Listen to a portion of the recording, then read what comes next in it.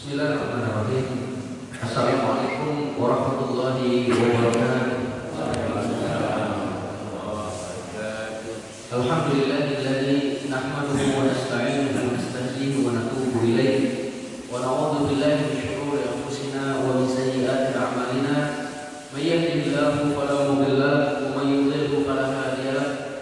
Asyhadu an la ilaha illallah wahdahu la syarika lahu wa asyhadu anna Muhammadan 'abduhu wa rasuluhu la nabiyya wa la rasula ba'dah. Usikum wa nafsi bitaqwallah faqad faza al-muttaqun. Usikum wa nafsi bitaqwallah fa inna khairaz zadi taqwa. Qala Allah ta'ala fi kitabihil karim, a'udzu billahi minasyaitonir rajim. Ya ayyuhallazina amanu taqullaha haqqa tuqatih wa la tamutunna illa wa antum muslimun. Wa qala ya ayyuhan nasu taqu rabbakum alladzi khalaqakum min nafsin wahidah wa khalaqa minha zawjaha wa bassa minhuma rijalan katsiran wa nisaa'a wattaqullaha alladzi tasaaluna bihi wal arham innallaha kana 'alaykum raqiba. Wa qala ya ayyuhalladzina amanu taqullaha wa qulu qawlan sadida yuslih lakum a'malakum wa yaghfir lakum dhunubakum wa may yuti'illaha wa rasulahu faqad faza fawzan 'azima. Amma ba'd. Hadirin jamaah Masjid Istiqomah yang dimuliakan Allah Subhanahu wa taala, kita kembali bersyukur kepada Allah yang telah menghidupkan kita kembali setelah mewafatkannya, karena pada hakikatnya tidur itu adalah sebagian dari mati. Maka Allah Subhanahu wa taala mengirimkan kembali ruh orang-orang yang belum ditetapkan kematian, tapi Allah menahan jiwa siapa yang sudah sampai ketetapan ajal padanya. Salawat dan salam semoga tetap terlimpah curahkan kepada Nabi akhir zaman, Nabi yang kita cintai, Nabi yang kita berharap kepada Allah agar kita diperkumpulkan di akhirat kelak bersamanya. Tiada lagi Nabi setelahnya, beliau adalah Nabi Muhammad sallallahu alaihi wasallam. Nah, al-ikhwah, bapak dan ibu jamaah sekalian, kewajiban kita terhadap Nabi sallallahu alaihi wasallam bukan sekedar mengetahui namanya. Karena barangkali sebagian orang hanya sekedar mengetahui namanya. Padahal bapak sekalian yang diperintahkan oleh Allah adalah untuk mengikuti jejak langkahnya. Maka tadi disampaikan, laqad kana lakum fi Rasulillahi uswatun hasanah. Sudah ada pada diri Rasulullah sallallahu alaihi wasallam uswatun hasanah, suri tauladan yang baik. Bapak sekalian, bagaimana mungkin kita akan mengikuti jejak langkahnya kalau kita tidak mengetahui sejarahnya? Karena itu penting kita mempelajari sejarah. Bahkan disampaikan juga, kita tidak akan memahami Al-Qur'anul Karim kecuali melalui sunnah Rasulullah sallallahu alaihi wasallam. Yaitu adalah salah satunya melalui perjalanan hidup beliau, melalui sejarah beliau. Dan sudah disampaikan, tidak ada buku tentang sejarah ataupun biografi seseorang yang paling lengkap melebihi biografi Rasulullah sallallahu alaihi wasallam. Kita mencintai beliau melebihi kecintaan kita terhadap diri kita, terhadap istri kita, terhadap anak-anak kita, keluarga kita secara umum dan seluruh manusia pada umumnya. Nah, kalaulah ada nanti orang-orang kafir yang mencela Rasulullah sallallahu alaihi wasallam, yang berusaha memeranginya, maka hal itu sudah berlaku semenjak permulaan Islam. Kalau Rasul dicela, maka di awal Islam pun Rasul sallallahu alaihi wasallam dicela. Nah, bahkan Rasulullah akan dibunuh oleh orang-orang kafir. Nah, yang dituntut bagi kita adalah membelanya. Maka tidak cukup hanya sekedar beriman kepada beliau, mengikuti sunnah beliau, ya, akan tetapi juga ditambah kita diperintahkan untuk membela beliau. Kalau di zaman Rasulullah yang beliau masih hidup, para sahabat mengorbankan hartanya, mengorbankan jiwanya. Ketika perang Uhud, mereka rela terbunuh agar jangan sampai Rasul SAW yang terbunuh. Ketika beliau terluka, para sahabat berkeliling. Kalau ada anak panah, biar mengenai saya, kata para sahabat. Kalau ada sayatan pedang, biar mengenai tubuhku, asal jangan menyakiti Rasul sallallahu alaihi wasallam.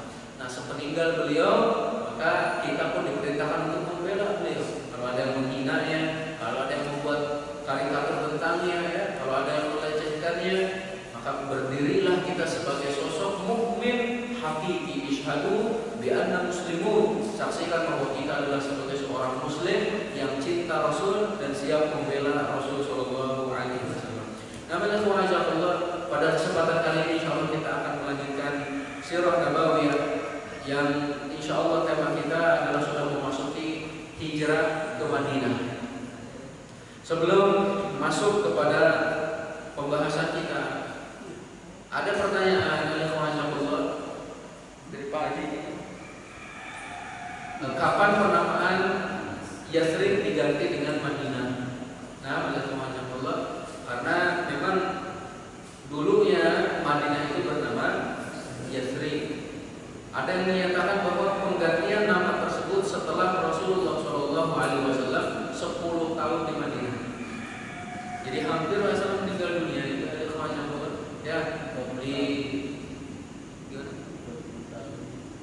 ya di 10 tahun di Madinah. Ya. Nah, ada kewajiban Bapak sekalian yang Allah Subhanahu wa taala, Yathrib kalau di dalam surat Yusuf ya Allah Subhanahu wa taala kan menyatakan la tathriba alaikumul yaum. Coba kita buka ya.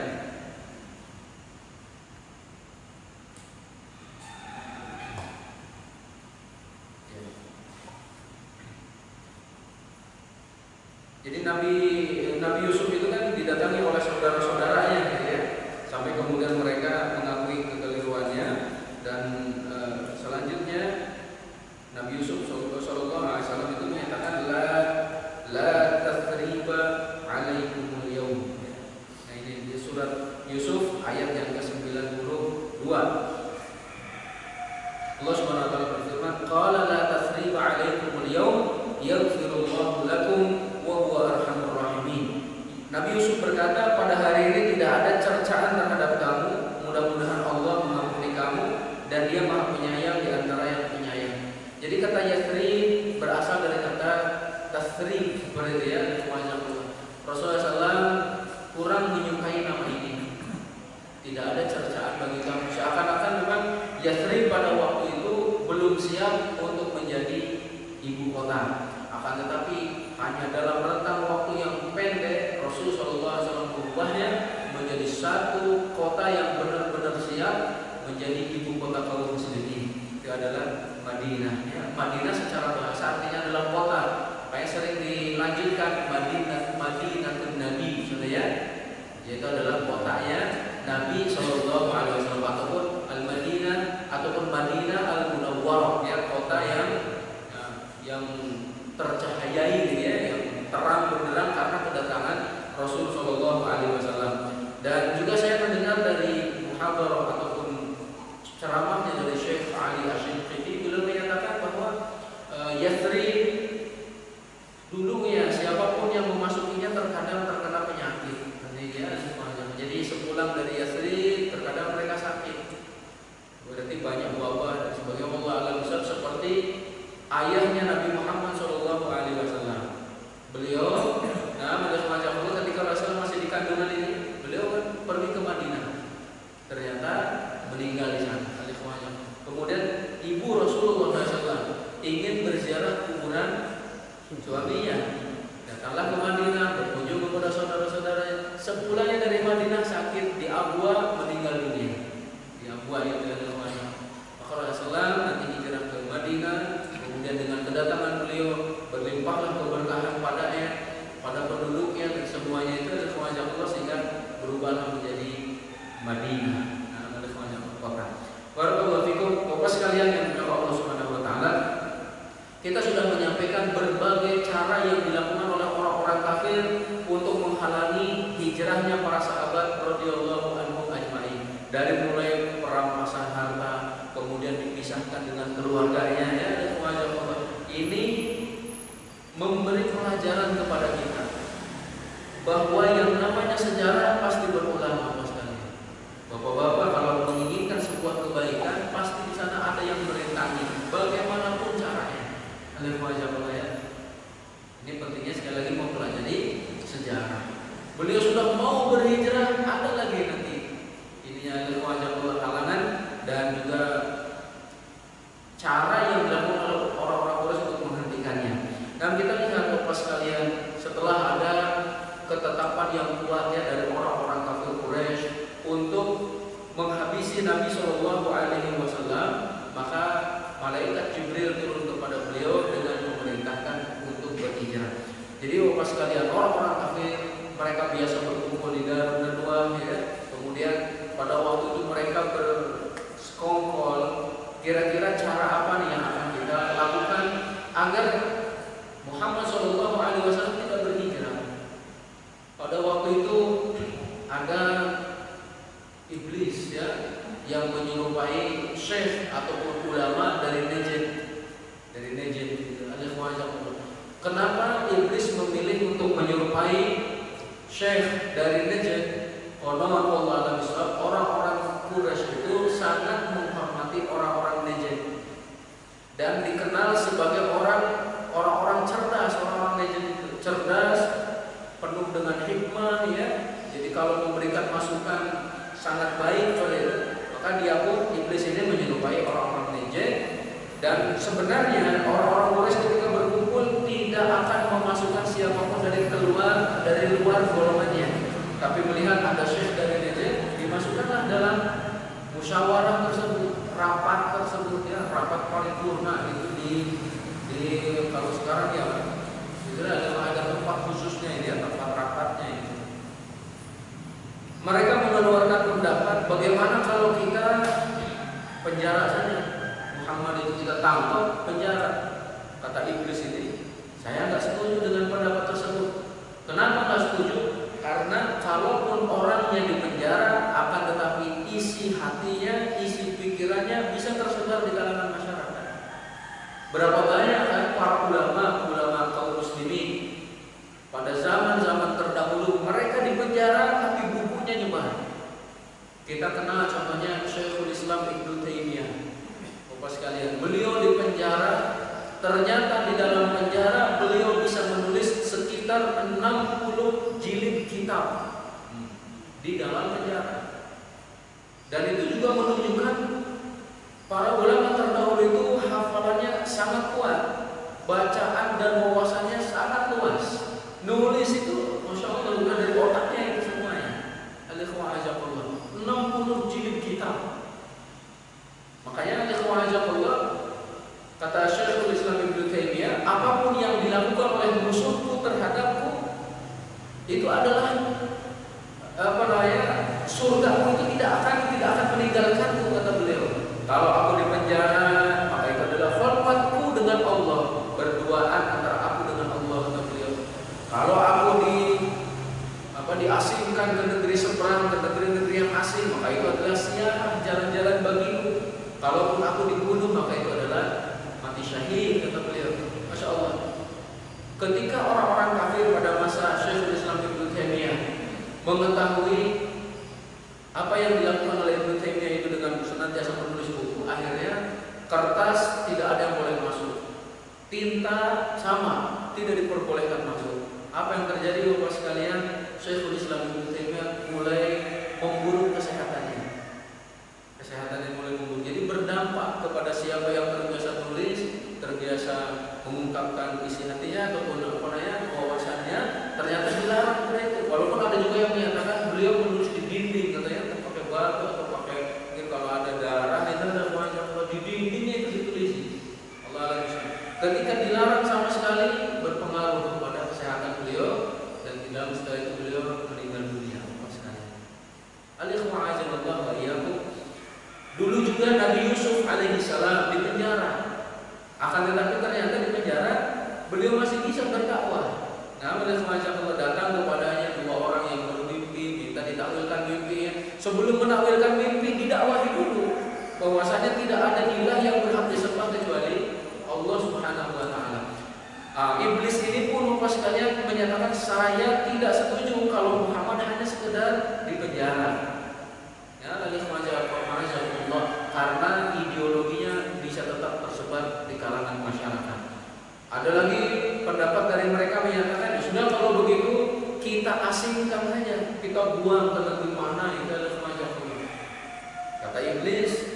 Kalau pendapat ini pun saya tidak setuju. Karena kalau dibuang ke negeri asing, ya diasingkan, sama dia tidak akan pernah berhenti untuk berdakwah. Bahkan bisa jadi di tempat yang baru tersebut beliau memiliki pasukan yang begitu kuat, yang kemudian nanti akan datang menaklukkan kota Mekah, kata iblis itu. Akhirnya diralatnya pendapat. Abu Jahal menyatakan, saya punya pendapat, kita bunuh saja. Nah ini nih saya setuju, kata iblis. Dibunuh aja, kata dia ada semuanya. Terus gimana nih caranya? Karena kalau dibunuh pasti ada qisas. Soalnya dibunuh, dibunuh lagi. Gimana caranya agar orang-orang Quraisy, agar orang-orang Bani Hashim itu tidak menuntut balas kepada pembunuhnya? Kata Abu Jahal, Fir'aunnya umat ini, beliau katakan, saya punya pendapat. Kita kumpulkan 50 pemuda dari 50 kabilah. Masya Allah, masing-masing membawa pedang, masing-masing ikut membunuh Muhammad Shallallahu Alaihi Wasallam. Semuanya menembaskan pedang itu ke tubuhnya. Jadi 50 tusukan pedang. Semuanya bertanggung jawab karena begitu banyaknya yang membunuh orang-orang Quraisy ataupun Bani Hashim. Ya, Bani Hashim tidak akan pernah bisa menuntut adil, menuntut balas atas kematian beliau. Akhirnya sepakatlah itu ada Allah dipilih sekian banyak pemuda itu ada Allah untuk membunuh Rasulullah Shallallahu Alaihi Wasallam. Nah, Bapak sekalian, sebelum dilanjutkan di sini di dalam buku Rafiqul Mahtum, ya, Syekh Sofiyur Rahman Al-Mubarakpuri beliau menyebutkan ada 11 orang ya yang terkemuka di antara orang-orang kafir Quraisy yang kumpul di Darun Nadwah tadi, yang bermusyawarah itu 11 orang. Satu, Abu Jahal, ini gembongnya ya, Fir'aunnya umat ini. Kemudian yang kedua Al-Hakam ibn Abdul As, ya, kemudian juga Uqbah bin Abi Mu'aid, An-Nadhr ibn Al-Harith, Umayyah ibn Khalaf, Zam'ah ibn Al-Aswad, Tu'aimah ibn Adi, Abu Lahab, Ubay bin Khalaf, Nubih ibn Al-Hajjaj, Munabbih Al-Hajjaj. Nah, setelah tadi melahirkan keputusan untuk dibunuh, Bapak sekalian, mereka pun sepakat bahwa mereka akan berkumpul di depan rumah Rasulullah SAW di awal malam, dan nanti kita akan membunuhnya di pertengahan malamnya. Dan mereka ada semacam itu. Akhirnya mereka pun yakin bahwa rencananya akan berjalan mulus. Sampai Abu Jahal itu sombong, gitu ada semacam Allah. Beliau berdiri dengan sombong lah katanya, dan juga sombong dia menyatakan kepada rekan-rekannya, sesungguhnya Muhammad pernah berkata bahwa jika kalian mengikuti agamanya maka kalian akan menjadi raja bagi bangsa Arab dan non-Arab. Kemudian kalian akan dibangkitkan lagi setelah mati. Lalu di sana ada taman-taman seperti taman di Yordan. Jika kalian tidak melaksanakannya maka kalianlah yang akan mati. Kemudian kalian dibangkitkan setelah itu, dan di sana ada api yang membakar kalian. Menghina apa yang disampaikan oleh Rasulullah Shallallahu Alaihi Wasallam. Dikiranya hari ini tidak akan terrealisasi apa yang dikatakan oleh Nabi Muhammad Shallallahu Alaihi Wasallam. Hari ini pasti terbunuh, dikelilingi oleh 50 orang pemuda yang gagah tadi aja kemajak Allah, masing-masing membawa pedang. Akan tetapi Bapak sekalian, ya, sehebat apapun manusia, seburuk apapun makar yang direncanakan oleh musuh-musuh Islam, maka sesungguhnya Allah akan membatalkan rencana buruk mereka. Wa idh yamkuru bikal ladzina kafaru liyuthbituka aw yaqtuluka aw yukhrijuka wa yamkuruna wa yamkurullahu wallahu khairul makirin. Dan ingatlah ketika orang-orang kafir itu memikirkan makar. Ini tahun-tahun terakhir ini kita dipopulerkan dengan kata makar. Maka ini adalah kata Al-Quran, dan makar di sini dikaitkan dengan orang-orang kafir, Bapak sekalian, ya. Dan ingatlah ketika orang-orang kafir Quraisy membuat makar yang busuk terhadap Nabi Muhammad SAW. Apa makarnya? Satu, liyuthbituka, untuk menangkapmu, ya, ataupun memenjarakanmu. Kemudian yang kedua, au yaqtuluka, atau membunuhmu. Dan yang ketiga, yukhrijuka, atau mengasingkanmu, mengusirmu dari negerimu.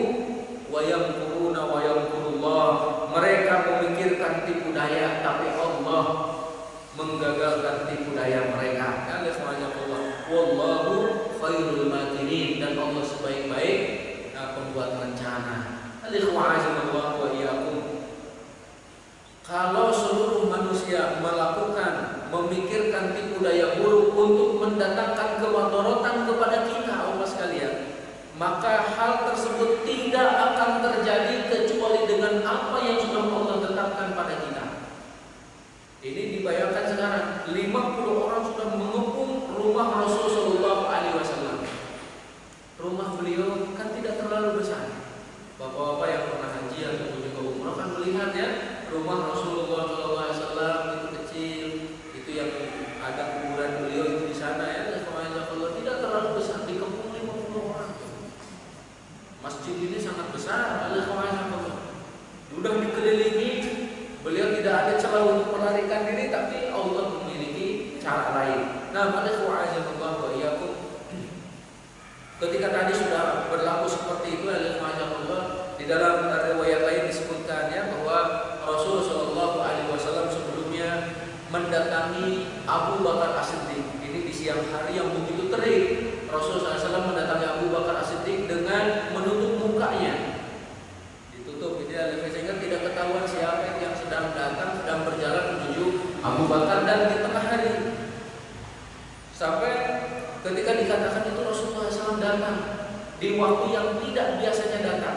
Dan Bapak sekalian, Rasul Shallallahu Alaihi Wasallam hampir setiap hari mendatangi Abu Bakar dengan waktu yang tepat, dengan waktu yang beliau pilih, dan tidak pernah datang itu di siang hari. Sehingga beliau merasa heran. Nah, pada semuanya kenapa beliau datang di waktu yang tidak biasanya? Pasti ada perintah. Ketika Rasulullah masuk ke rumah Abu Bakar, kata Rasulullah, keluarkan siapapun yang ada di dalam rumah ini. Kemudian kata Abu Bakar As-Siddiq, ya Rasulullah, yang ada di rumah ini hanya keluargamu. Abu Bakar, Aisyah radhiyallahu anha. Akhirnya sudah telah diturunkan kepada perintah untuk berhijrah. Kata Abu Bakar As-Siddiq, apakah saya menemanimu ya Rasulullah? Betul, engkau akan menemaniku. Beliau menangis Bapak sekalian. Menangis karena gembira. Beliau sendiri yang langsung menemani Rasulullah SAW. Beliau menyediakan unta yang begitu bagus ya, yang kemudian dititipkan kepada seorang nanti alhamdulillah untuk melakukan perjalanan menuju Madinah. Nah, alhamdulillah, kita kembali bahwasanya ketika tadi di pertengahan malam mereka sudah siap-siap untuk membunuh Rasulullah SAW. Rasulullah menyatakan kepada Ali bin Abi Thalib, wahai Ali bin Abi Thalib, tidurlah di atas tempat tidurku. Kemudian berselimutlah dengan mantelku yang warna hijau, gitu ya, yang berasal dari Hadramaut. Ali bin Abi Thalib waktu itu masih kecil, Bapak sekalian ya. Beliau masuk Islam usia 9 tahun.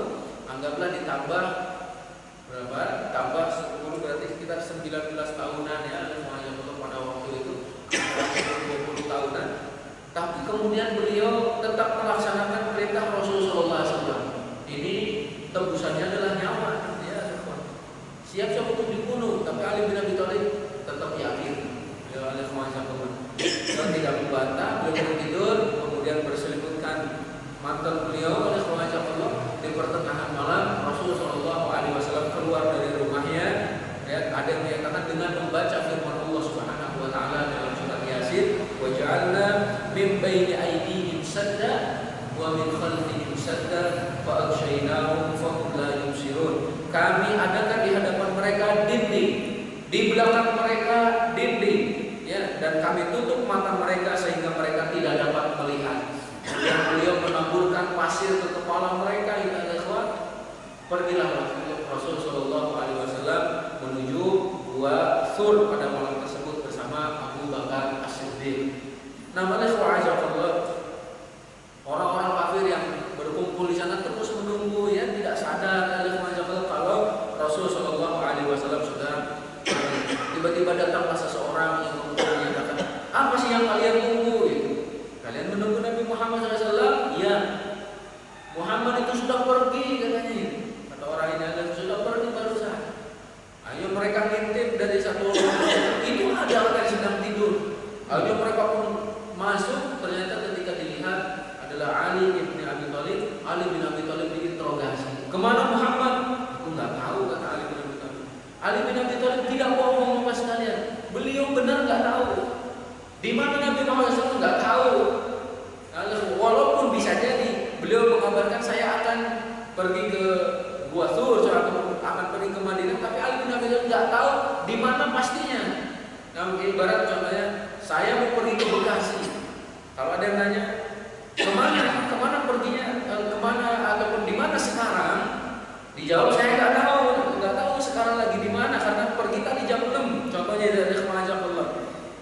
berlalu sekitar 10 menit, pastinya nggak tahu. Nah, ada sama siapa? Ini tidak bohong Ali bin Abi Thalib. Saya nggak tahu. Ada yang menyatakan Ali bin Abi Thalib pun dibawa sampai ke depan Ka'bah untuk terus ditanyai, diinterogasi Bapak sekalian. Dan Ali bin Abi Thalib menyatakan, aku nggak tahu kemana beliau. Akhirnya karena putus asa untuk bertanya kepada beliau, dibuatlah semacam sayembara Bapak sekalian. Siapapun yang menemukan Nabi Muhammad SAW baik dalam keadaan hidup ataupun mati akan mendapatkan 100 ekor unta. Masya Allah, dan macam satu unta anggaplah 30 juta dikali 100. Berapa itu ada macam 3 miliar. 3 miliar itu siapa yang mau kayak gitu? Masya Allah, ada macam. Akhirnya orang-orang itu terpikat ya untuk mengikuti ataupun untuk mencari Nabi Muhammad SAW di berbagai daerah dicari, tapi nggak ketemu, nggak ada semacamnya ya. Dan Rasulullah SAW berada di dalam gua itu selama 3 hari. Saya baca dari buku Ar-Rahiqul Maktum ini, Bapak sekalian, Rasul SAW meninggalkan rumah pada malam hari tanggal 27 Safar tahun 14 Nubuwah, ya 14 Nubuwah. Menuju rumah Abu Bakar As-Siddiq dan selanjutnya, dan beliau menuju Gua Thur itu sebelum fajar menyingsing, sebelum datang waktu subuh. Nah, kemudian agar tidak diketahui oleh orang-orang kafir, karena Gua Thur gitu, ataupun kalau Rasulullah ingin hijrah ke Madinah, berarti orang-orang kafir pasti langsung mencari jalan menuju Madinah. Tapi beliau Shallallahu Alaihi Wasallam menempuh jalan sekitar 5 mil ke arah Yaman. Harusnya ke arah mana itu ada kemajak Allah ke utara, tapi ternyata beliau ke selatan 5 mil, ya, panjang sekali. Kemudian setelah di sana baru beliau berbalik ke arah kemajak Allah untuk menuju ke Madinah nanti. Dan beliau nanti istirahat di Gua Thur. Ketika sampai di Gua Thur tersebut, Abu Bakar As-Siddiq menyatakan, ya Rasulullah, biar saya terlebih dahulu yang memasukinya. Khawatir ada hewan, khawatir ada sesuatu yang menyakitkanmu, maka biarlah saya yang membereskannya terlebih dahulu.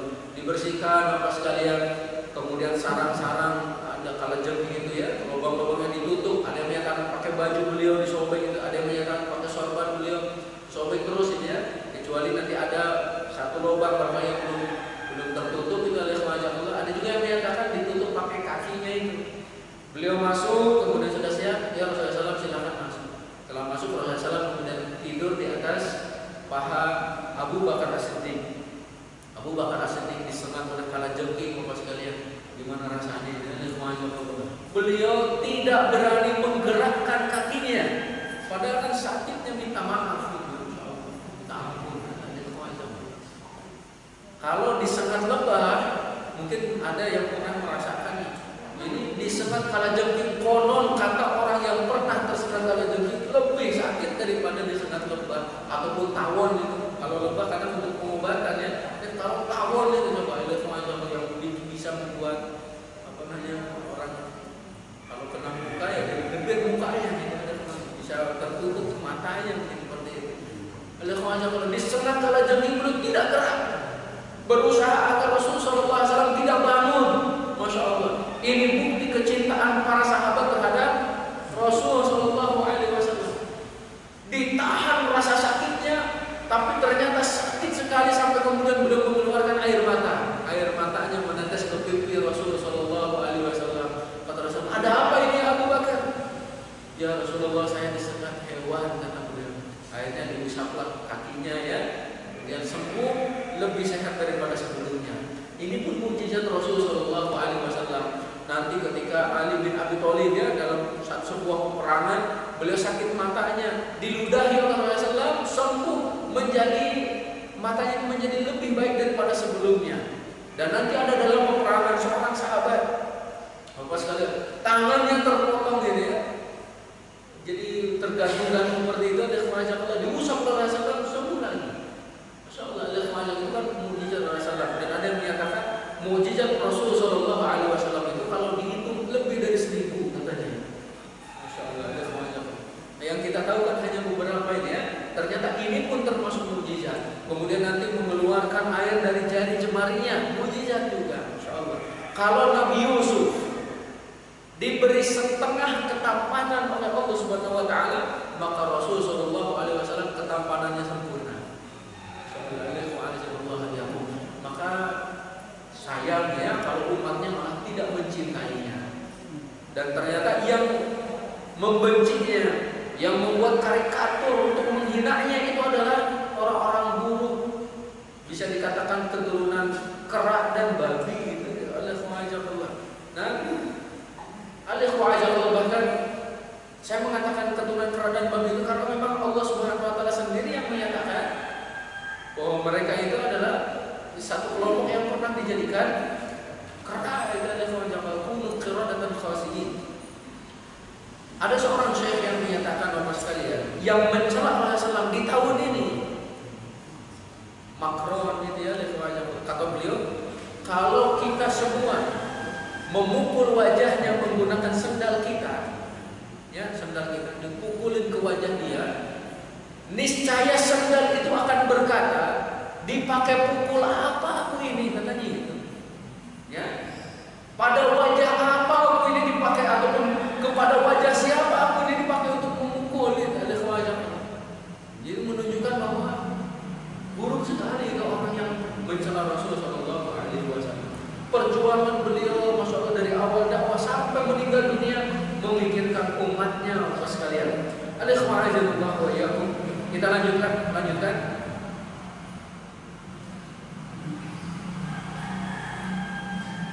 Di sana ada Abdullah ibni Abu Bakar. Abdullah bin Abi Bakar ini selalu menemani Rasulullah SAW dan Abu Bakar dalam gua. Beliau ikut nginep di dalam gua itu pada malam hari. Sebelum waktu subuh sudah pulang lagi ke Mekah. Setiap berita yang beredar di Mekah, beliau mendengarnya malam harinya disampaikan kepada Rasulullah SAW dan Abu Bakar. Pelajarannya, Bapak sekalian, kita harus memahami keadaan sekitar, mengetahui lingkungan, apa yang terjadi di antara kita. Jangan sampai kita hidup bermasyarakat, akan tetapi egois. Oh, kalau ada masalah di masyarakat, aku nggak mau tahu. Gitu ya, Allah. Ada urusan-urusan bersama, bukan urusanku. Gitu ya, Allah. Jangan seperti itu, Allah. Apalagi kalau jadi pemimpin, bukan tugasku. Orang jadi pemimpin kok bilang kayak gitu ya, Allah. Nah, Bapak sekalian yang dibilang Allah Subhanahu wa taala, itu pentingnya memahami realita. Nah, karena Rasul juga menyatakan man lam yahtam bi amril muslimin falaysa minhum. Siapa yang tidak memperhatikan urusan kaum muslimin bukan dari kalangan mereka. Orang dia egois sudah bukan kalangan kaum muslimin. Kita sama-sama untuk meringankan beban, sama-sama untuk mencari solusi dari sebuah masalah, sama-sama untuk menguatkan amal soleh yang ada dan selanjutnya. Dan selanjutnya juga Bapak sekalian yang dimuliakan Allah Subhanahu wa taala, Rasulullah Shallallahu alaihi wasallam pun ini dibantu ya. Di sini ada Abu Bakar memiliki pembantu namanya Amir ibn Fuhairah yang bertugas untuk menggembalakan domba-dombanya. Nah, dan pada petang hari dia menggembala di dekat gua, di dekat gua Thur. Gua Thur sangat tinggi Bapak sekalian. Beliau menggembala dekat gua tersebut agar nanti di malam harinya bisa diperah susunya, diberikan kepada Rasulullah Shallallahu alaihi wasallam. Nah, Allah, mereka orang-orang kafir pun terus mencari Rasulullah Shallallahu alaihi wasallam sampai mereka sudah berada di mulut gua. Masya Allah. Sehingga kata Abu Bakar As-Siddiq, seandainya mereka melihat tempat kedua kaki mereka, maka akan melihat kami. Masya Allah. Di sini pun muncul mukjizat lain Bapak sekalian. Allah memerintahkan kepada lebah untuk membuat sarangnya. Allah memerintahkan kepada burung untuk bertelur di depannya, di mulut gua tersebut. Jika orang-orang mengira mana mungkin ada orang memasuki gua yang dipenuhi dengan sarang laba-laba. Ya, sarang laba-laba itu bukan lebah, laba-laba. Kemudian juga ada burung yang bersarang di sana. Nggak mungkin tidak ada wajah. Jadi Allah sudah memiliki rencana. Mereka orang-orang kafir punya rencana mengepung Rasulullah untuk yang kedua kalinya ini. Tapi Allah hanya mengirimkan hewan yang lemah. Laba-laba, burung yang lemah Bapak sekalian. Dan banyak hewan-hewan yang dianggap lemah oleh manusia, tapi untuk melemahkan para diktator. Namrud yang mengaku Tuhan pada zaman Nabi Ibrahim alaihissalam, matinya dengan apa? Lalat. Ada lalat yang masuk ke hidungnya terus sampai ke otaknya. Mati itu dengan lalat Bapak sekalian. Sebagian orang kan menganggap lalat itu kecil katanya, tapi untuk menghinakan para diktator dan musuh-musuh Allah dengan hewan-hewan itu. Fir'aun yang mengaku Tuhan pada zaman Nabi Musa, hewan apa yang dikirimkan Bapak sekalian? Yang tahu boleh pulang. Hewan apa Bapak sekalian? Katak, kutu.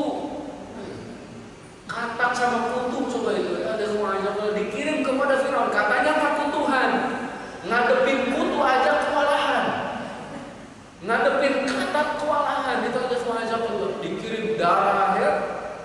Dan itu dari sekitar 9 ayat tanda-tanda kekuasaan Allah kepada Firaun itu.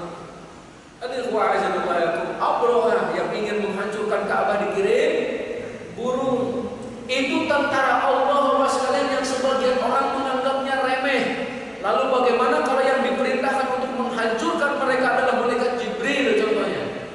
Allah nggak perlu menyuruh malaikat Jibril, kirim aja burung yang kecil, kirim aja belalang ya, termasuk belalang itu kan dikirim juga pada Fir'aun. Dikirim kutu, Masya Allah. Nasallallahu alaihi wasallam. Nah, selanjutnya setelah 3 malam Rasulullah di Gua, maka beliau pun bersiap-siap untuk berhijrah ke Madinah ya. Pada malam Senin 16 September 622 Masehi.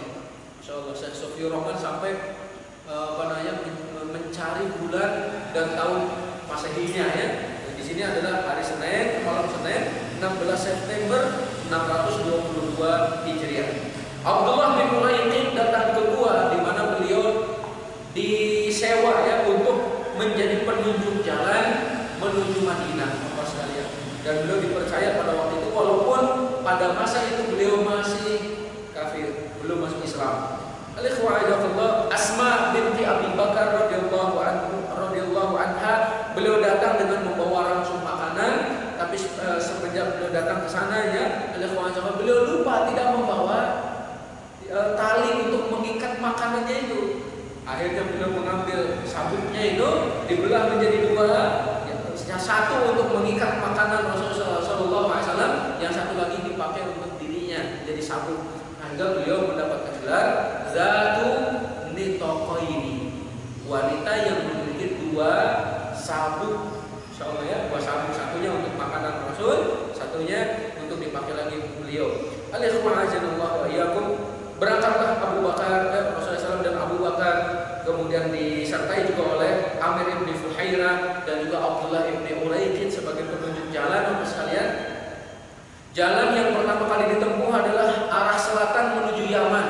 Padahal yang dituju Madinah, tapi menuju Yaman, beralih itu berbeda jalan, sampai ketika mereka menuju pesisir ya, tiba di jalan yang tiada, yang jarang sekali dilewati oleh manusia.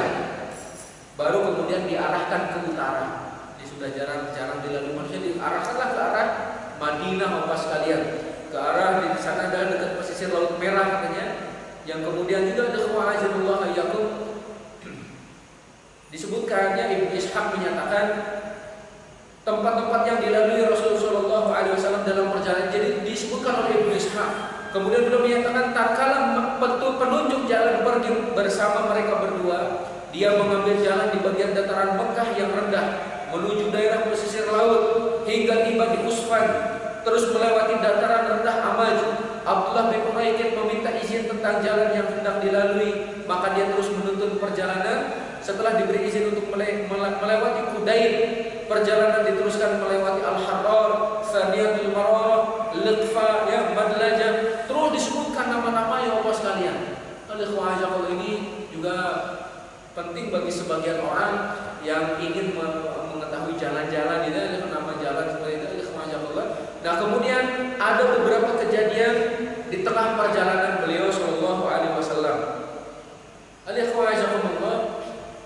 Disebutkan di sini ketika semalaman Rasul Shallallahu Alaihi Wasallam mengadakan perjalanan non-stop ya hingga tengah hari, Masya Allah, terus berjalan tiada hentinya. Ini keistimewaan unta, Bapak sekalian. Unta itu bisa berjalan sekitar 500 km tanpa berhenti. Unta, kuatnya unta. Karena memang dia sudah mempersiapkan juga minumnya ya. Sekali minum mungkin satu sumur habis itu. Ada banyak sekali. Makanya unta itu adalah kendaraan di atas padang pasir. Kakinya gede, tidak akan pernah terperosok itu. Walaupun pasir ya, kita menganggapnya kalau kita jalan di pasir kan perosok-perosok gitu. Unta itu tidak, Allah sekalian. Sudah di Allah persiapkan. Maka Allah menyatakan afala yanzuruna ilal ibili kaifa khuliqat. Apakah mereka tidak memperhatikan bagaimana unta itu diciptakan? Dari mulai kaki yang gede, kemudian juga tingginya ya, kemudian juga lehernya, itu semuanya ada manfaatnya, Bapak sekalian. Silakan dibahas di kesempatan lain insyaallah. Kemudian ada Allah, kata beliau, jalanan sepi dan tak seorang pun yang lewat di sana. Kami mendapatkan batu yang besar, satu sisinya terkena matahari, satu sisinya teduh. Akhirnya kami pun istirahat di sana ya, berteduh di sana. Kemudian kata Abu Bakar, aku meratakan tempat dengan tanganku untuk digunakan tidur. Kuhamparkan kain kerudung kepala dan kukatakan, maksudnya imamah yang biasa digunakan itu dihamparkan dan diperintahkan kepada Rasul, ya Rasulullah silakan tidur di sini biar aku tiup di sekitar engkau ya, dibersihkan. Rasul Shallallahu Alaihi Wasallam kemudian beliau tidur. Tiba-tiba kata Abu Bakar, aku melihat seorang penggembala mendatangi tempatku, batu besar ini ya, juga dengan bermaksud untuk berteduh. Sampai Abu Bakar bertanya, engkau ini penggembala milik siapa? Beliau menyatakan seorang dari penduduk Madinah. Dia atau dia menyatakan seorang dari penduduk Mekah. Ya, lihat. Apakah di antara domba-dombamu ada yang bisa diperah susunya? Kata penggembala, ada. Apakah engkau mau memerahnya? Mau ya. Diperah kemudian diberikan kepada Rasul Shallallahu Alaihi Wasallam. Kejadian lainnya, Bapak sekalian, Allah, di antara kebiasaan Abu Bakar adalah membonceng di belakang Rasul SAW. Maksudnya Rasul SAW di depan Abu Bakar di belakangnya. Itu membonceng katanya gitu ya. Jadi beliau, kalau kita kan membonceng, yang dibonceng di belakang ini. Nah, ini Rasulullah SAW di depan, Abu Bakar di belakang. Abu Bakar adalah seseorang yang terkenal. Orang-orang pada tahu itu adalah Abu Bakar. Maka ketika bertemu dengan seorang laki-laki, dia bertanya, siapa laki-laki muda yang di hadapanmu, wahai Abu Bakar? Kata Abu Bakar, dia adalah orang yang menunjukkan jalan kepadaku. Dia adalah orang yang menunjukkan jalan kepadaku. Orang-orang pahamnya dia penunjuk jalan biasa itu. Kalau mau ke Karang Tengah mana itu belok kanan terus gitu ya, dikiranya itu. Tapi maksud Abu Bakar, dia yang menunjuki jalan kebaikan untukku. Ya, jalan menuju Allah dia yang menunjukinya. Ya, Masya Allah, sudah digunakan kata-kata yang sebagian orang menganggapnya dohirnya, tapi yang diinginkan lain. Nah, kita lanjut. Dalam perjalanan itu pun dibuntuti oleh Suraqah bin Malik. Nah, ini yang mengejar Rasulullah SAW ya, Allah. Kata beliau, ini kata Suraqah, ketika aku duduk mengikuti sebuah pertemuan yang diselenggarakan di kaumku Bani Mudlij ya, tiba-tiba ada seorang dari kaumku yang menyatakan bahwasannya aku melihat ada beberapa orang yang mengadakan perjalanan di pesisir. Mungkin itulah yang dicari oleh orang-orang Quraisy. Kata Suraqah bin Malik nih, Allah ya. Aku yakin memang yang dimaksudkan ini adalah Muhammad SAW, kata Suraqah. Akan tetapi aku katakan kepada orang yang barusan mengabari itu bukan mereka. Yang kau lihat itu hanyalah fulan dan fulan yang pergi dia agar tidak kita lihat. Yang kemudian Allah Suraqah tetap berada dalam pertemuan itu sampai kemudian dia bangkit dan pulang ke rumah. Kemudian dia mengeluarkan kuda, membawa anak panah untuk mengejar laki-laki tadi. Suraqah bin Malik pun tergiur dengan 100 ekor unta, Bapak sekalian. Jadi mungkin tadi ketika beliau menyatakan, bukan, biar dia yang dapat, kita hanya pulang ambil kuda, nyiapin anak panah, kejar gitu. Ternyata benar Nabi Muhammad SAW. Ketika mendekat, Rasulullah SAW melihatnya, Abu Bakar juga melihat. Ya Rasulullah, kita sudah terkejar. Kata Rasulullah, tenang, Allah bersama kita. Ya, beliau berdoa, ya Allah, lindungilah kami dengan cara Engkau ya Allah ya. Ketika beliau mendekat, terperosoklah kudanya, sampai dia pun tersungkur jatuh. Akhirnya Suraqah mengundi nasib, lanjutin ngejar atau tidak itu. Ternyata keluar kemudian yang tidak membuatnya suka, yang dia benci. Akhirnya dia mengejar lagi. Ketika sudah dekat Rasulullah, terperosok lagi sampai di lututnya. Masya Allah, terperosok sampai lututnya, jatuh lagi. Akhirnya dia menyatakan, wah ini memang seorang nabi yang benar. Dia dijaga oleh Allah Subhanahu Wa Taala. Lalu beliau menyatakan, ya Rasulullah SAW, ya aman, kok aman, saya mau dekat gitu. Akhirnya beliau mendekat, kemudian beliau menawarkan tunggangan, menawarkan bekal itu, tapi tidak ada sedikit pun yang diambil oleh Rasulullah SAW. Kata Suraqah bin Malik, ya Rasulullah kalau begitu tolong tulis jaminan keamanan untuk saya.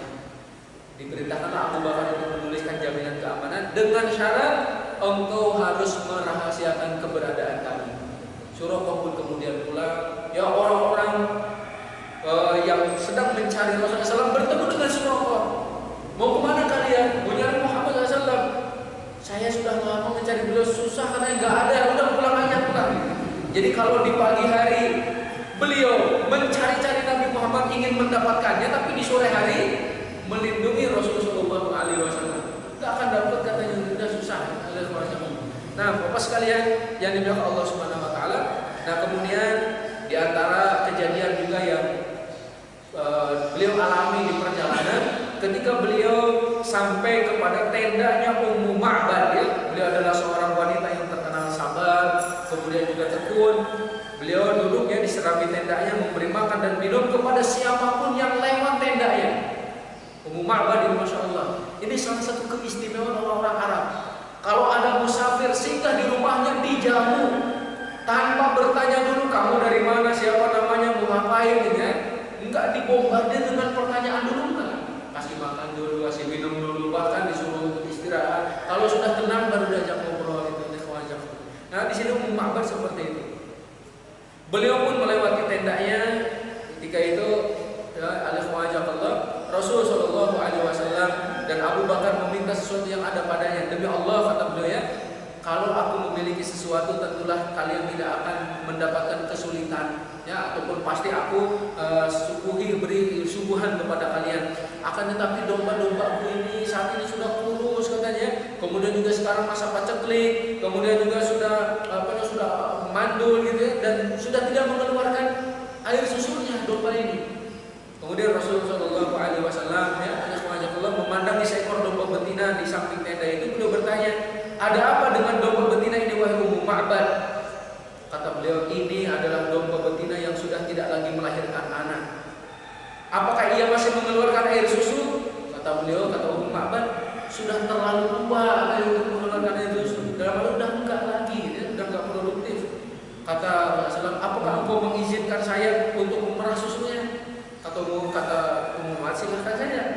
Ya, demi ayah dan ibuku, silahkan boleh. Jika memang engkau melihat domba itu masih bisa diperah susunya. Kemudian beliau mengusap kantong susunya, ternyata berubah menjadi menggelembung, dia dipenuhi dengan susu tersebut. Kemudian diperahlah, dan kemudian diminum bersama ya oleh Allah. Sampai suaminya ketika pulang merasa heran, dari mana air susu yang begitu banyak ini? Allah. Dan Rasul sudah pulang, sudah berangkat lagi ya. Sampai kemudian Ummu Ma'bad menyatakan, demi Allah barusan ada seorang laki-laki katanya ya, yang memberikan keberkahan kepada kita. Masya Allah. Akhirnya suaminya pun menyatakan, demi Allah beliau adalah Nabi Muhammad SAW yang dicari oleh orang-orang kafir Quraisy. Kalau saya punya bekal, saya ingin ikut beliau, kata beliau. Masya Allah. Jadi beriman kepada Rasulullah SAW. Bapak sekalian yang dimuliakan Allah Subhanahu Wa Taala. Jadi ini barangkali di antara kejadian. Di sini ada juga disebutkan Rasulullah SAW bertemu juga dengan Abu Buraidah, pemimpin kaumnya ya. Dia pergi untuk mencari beliau dan Abu Bakar dengan harapan bisa mendapat hadiah yang diumumkan oleh orang-orang Quraisy. Jadi Sampai kemudian tatkala dia sudah berhadapan dengan Rasul sallallahu alaihi wasallam, beliau mengajaknya berbicara, maka seketika itu dia masuk Islam bersama 70 orang dari kaumnya. Tadinya ingin nangkep, diajak ngobrol, masuk Islam, ngajak kaumnya, 70 orang masuk Islam pada waktu itu, Masya Allah. Dia melepas ikat kepalanya dan mengikatkan di tombaknya sebagai bendera sambil berseru, wahai pemimpin yang membawa keamanan dan perdamaian telah datang untuk memenuhi dunia dengan keadilan. Masya Allah. Selanjutnya Rasulullah SAW juga bertemu dengan Az-Zubair yang sudah masuk Islam beserta sekumpulan kafilah dagang yang pulang dari Syam. Az-Zubair memberikan kain putih kepada beliau dan Abu Bakar As-Siddiq. Beliau menggunakan pakaian yang serba putih pada waktu itu ya. Beliau pun melanjutkan perjalanan. Nah, untuk cerita selanjutnya insya Allah di pertemuan yang akan datang Bapak sekalian. Ya, beliau terus mengadakan perjalanan sampai nanti di Masjid Kuba. Masya Allah. Apa yang dilakukan oleh beliau di sana? Tunggu sesi selanjutnya insya Allah ya. Mudah-mudahan Allah memberikan kesempatan kepada kita. Jazakallah khair. Kalau ada yang belum jelas, silakan Pak Arya. Kalau bisa saya jawab, kalau tidak saya jadikan Pak Arya. Alhamdulillah, saya memberkati para ustaz Khalid yang telah menyampaikan pelajarannya pagi hari ini terkait masalah hidayah Rasulullah SAW. Tentunya semuanya akan meningkatkan keimanan dan ketakwaan kita kepada Allah SWT. Kita langsung pada sesi tanya jawab, silakan. Ada satu, ya satu ada lagi. Ini mohon maaf Pak, saya nggak sampai nih. Kayaknya kedengaran jelas tuh. Betul. Suaranya kedengaran insya Allah. Baik ibu ya.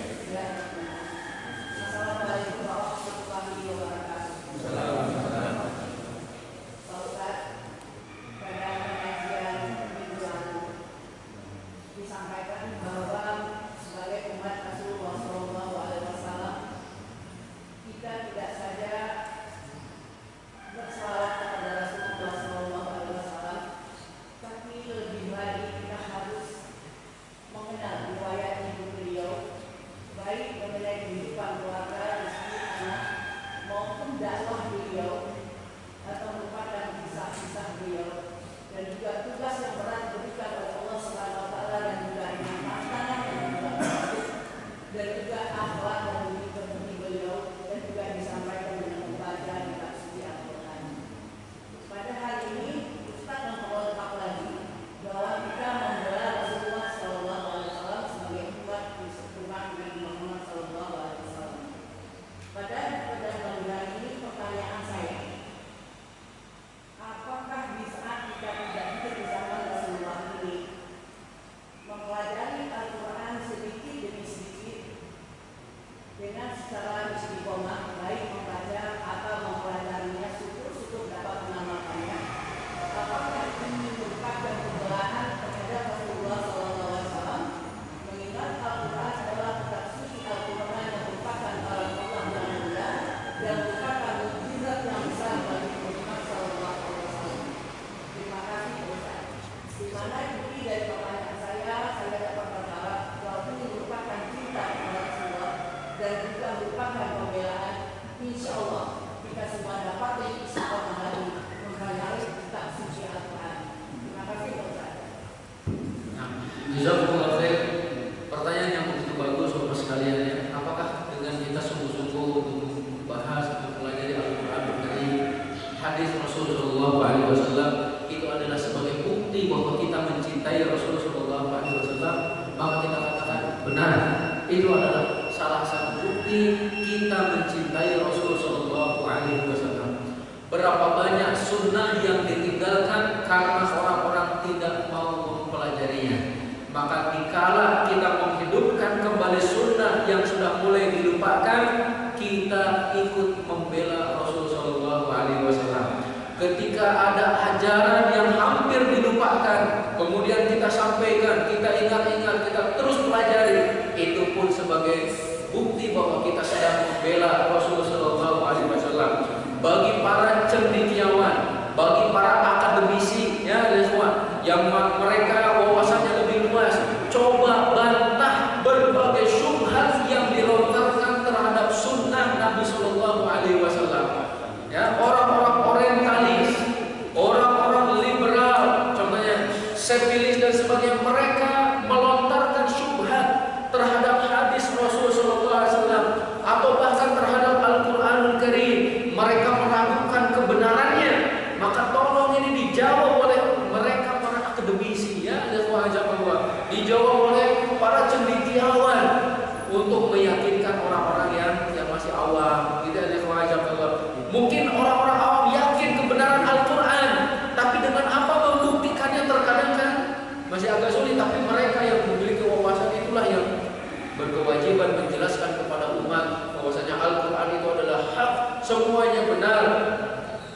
yang datang dari Rasul Shallallahu Alaihi Wasallam pun harus kita pelajari, harus kita amalkan. Nah, ini adalah salah satu bukti pembelaan kita kepada Rasul Shallallahu Alaihi Wasallam. Nah, jazakallahu khair.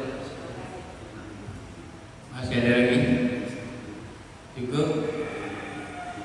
Alhamdulillah, kita ucapkan terima kasih sekali lagi untuk kita. Semoga Allah menambah kebaikan untuk beliau dan untuk kita semua. Dan untuk besok pagi, insyaallah Ternyata benar Nabi Muhammad SAW ketika mendekat, Rasulullah SAW melihatnya, Abu Bakar juga melihat. Ya Rasulullah, kita sudah terkejar. Kata Rasulullah, tenang, Allah bersama kita. Ya, beliau berdoa, ya Allah, lindungilah kami dengan cara Engkau ya Allah ya. Ketika beliau mendekat, terperosoklah kudanya, sampai dia pun tersungkur jatuh. Akhirnya Suraqah mengundi nasib, lanjutin ngejar atau tidak itu. Ternyata keluar undian yang tidak membuatnya suka, yang dia benci. Akhirnya dia mengejar lagi. Ketika sudah dekat Rasulullah, terperosok lagi sampai di lututnya. Masya Allah, terperosok sampai lututnya, jatuh lagi. Akhirnya dia menyatakan, wah ini memang seorang nabi yang benar. Dia dijaga oleh Allah Subhanahu Wa Taala. Lalu beliau menyatakan, ya Rasulullah SAW, ya aman, engkau aman, saya mau dekat gitu. Akhirnya beliau mendekat, kemudian beliau menawarkan tunggangan, menawarkan bekal itu, tapi tidak ada sedikit pun yang diambil oleh Rasulullah SAW. Kata Suraqah bin Malik, ya Rasulullah, kalau begitu tolong tulis jaminan keamanan untuk saya. Diperintahkanlah Abu Bakar untuk menuliskan jaminan keamanan dengan syarat engkau harus merahasiakan keberadaan kami.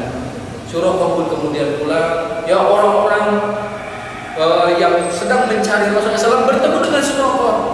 Mau kemana kalian? Mau nyari Muhammad SAW? Saya sudah lama mencari beliau, susah karena nggak ada. Udah pulang aja pulang. Jadi kalau di pagi hari beliau mencari-cari Nabi Muhammad ingin mendapatkannya, tapi di sore hari melindungi Rasulullah SAW, nggak akan dapat katanya, sudah susah. Nah, Bapak sekalian yang dimuliakan Allah Subhanahu Wa Taala.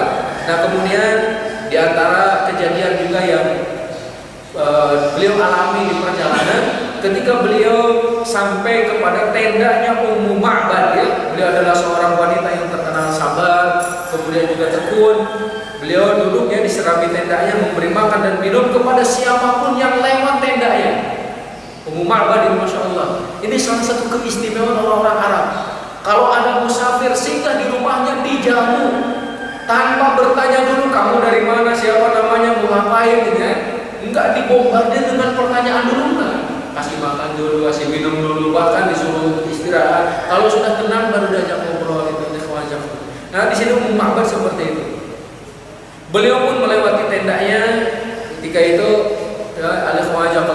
Rasul Shallallahu Alaihi Wasallam dan Abu Bakar meminta sesuatu yang ada padanya. Demi Allah, kata beliau, ya, kalau aku memiliki sesuatu, tentulah kalian tidak akan mendapatkan kesulitan, ya, ataupun pasti aku beri suguhan kepada kalian.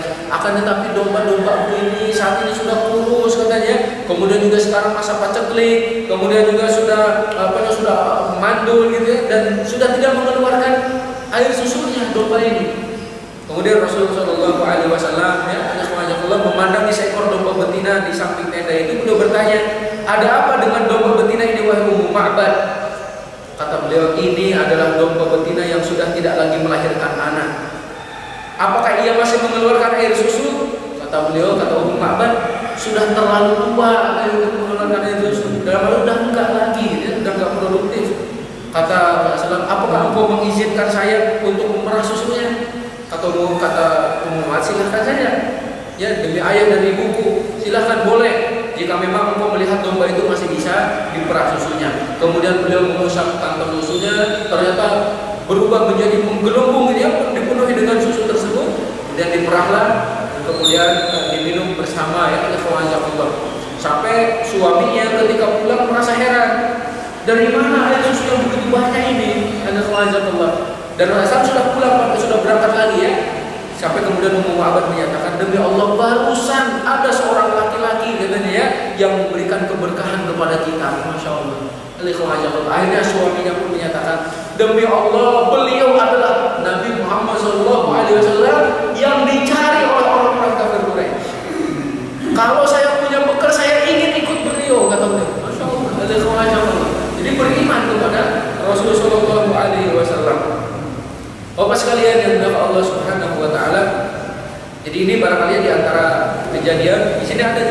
disebutkan Rasulullah SAW bertemu juga dengan Abu Buraidah, pemimpin kaumnya ya. Dia pergi untuk mencari beliau dan Abu Bakar dengan harapan bisa mendapat hadiah yang diumumkan oleh orang-orang Quraisy. Jadi tersebar berita kemana-mana itu Bapak sekalian. Sampai kemudian tatkala dia sudah berhadapan dengan Rasulullah SAW, beliau mengajaknya berbicara. Maka seketika itu dia masuk Islam bersama 70 orang dari kaumnya. Tadinya ingin nangkep, diajak ngobrol, masuk Islam, ngajak kaumnya 70 orang masuk Islam pada waktu itu, Masya Allah. Dia melepas ikat kepalanya dan mengikatkan di tombaknya sebagai bendera sambil berseru, wahai pemimpin yang membawa keamanan dan perdamaian telah datang untuk memenuhi dunia dengan keadilan. Masya Allah. Selanjutnya Rasulullah SAW juga bertemu dengan Az-Zubair yang sudah masuk Islam beserta sekumpulan kafilah dagang yang pulang dari Syam. Az-Zubair memberikan kain putih kepada beliau dan Abu Bakar As-Siddiq. Beliau menggunakan pakaian yang serba putih pada waktu itu ya. Beliau pun melanjutkan perjalanan. Nah, untuk cerita selanjutnya insya Allah di pertemuan yang akan datang Bapak sekalian. Ya, beliau terus mengadakan perjalanan sampai nanti di Masjid Kuba. Masya Allah. Apa yang dilakukan oleh beliau di sana? Tunggu sesi selanjutnya insya Allah ya. Mudah-mudahan Allah memberikan kesempatan kepada kita. Jazakallah khair. Kalau ada yang belum jelas silakan Pak Mulia. Kalau bisa saya jawab. Kalau tidak saya jadikan bayar. Alhamdulillah, saya memberkati para ustaz Khalid yang telah menyampaikan pelajarannya pagi hari ini terkait masalah ijazah Rasulullah SAW. Tentunya semuanya akan meningkatkan keimanan dan ketakwaan kita kepada Allah SWT. Kita langsung pada sesi tanya jawab, silakan. Ada satu, ya satu ada lagi. Mohon maaf Pak, saya nggak sampai nih. Kayaknya kedengaran jelas tuh. Betul. Iya Pak. Suaranya kedengaran insya Allah. Baik Ibu ya. Assalamualaikum warahmatullahi wabarakatuh. Assalamualaikum. Pak Ustaz, pada pengajian minggu lalu disampaikan bahwa sebagai umat Rasulullah SAW kita tidak saja berselawat kepada Rasulullah SAW, tapi lebih lagi kita harus mengenal riwayat hidup beliau, baik mengenai kehidupan keluarga, rezeki anak, maupun dakwah beliau atau merupakan kisah-kisah beliau, dan juga tugas yang berat diberikan oleh Allah Subhanahu Wa Taala dan juga dengan tantangan yang juga bagus, dan juga akhlak dan budi beliau, dan juga disampaikan dengan membaca kitab suci Al-Quran. Pada hari ini Ustaz memperlengkap lagi bahwa kita membela Rasulullah SAW sebagai umat Nabi Muhammad SAW. Pada pagi ini pertanyaan saya, apakah di saat kita tidak hidup di zaman Rasulullah ini mempelajari Al-Quran sedikit demi sedikit dengan secara istiqomah, baik membaca atau mempelajarinya syukur-syukur dapat mengamalkannya, apakah ini merupakan pembelahan terhadap Rasulullah SAW?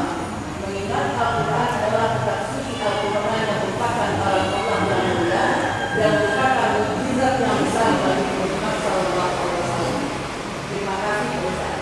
Di mana inti dari pertanyaan saya dapat berharap bahwa ini merupakan cinta kepada Rasulullah dan juga merupakan pembelaan.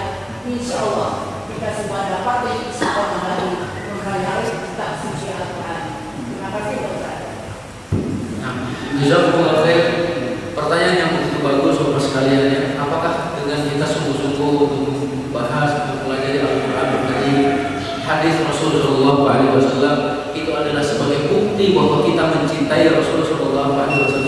Maka kita katakan benar, itu adalah salah satu bukti kita mencintai Rasulullah SAW.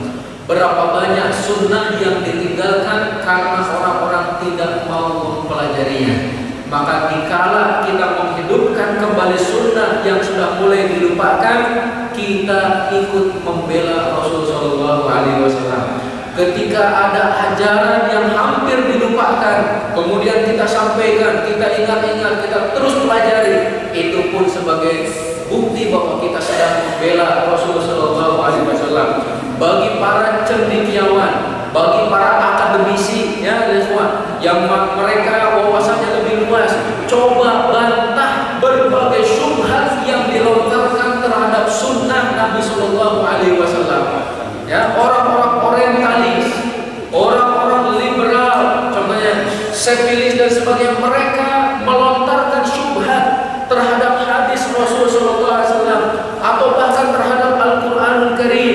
Mereka meragukan kebenarannya, maka tolong ini dijawab oleh mereka para akademisi, ya, dijawab oleh para cendekiawan untuk meyakinkan orang-orang yang masih awam. Tidak ada wajah Allah.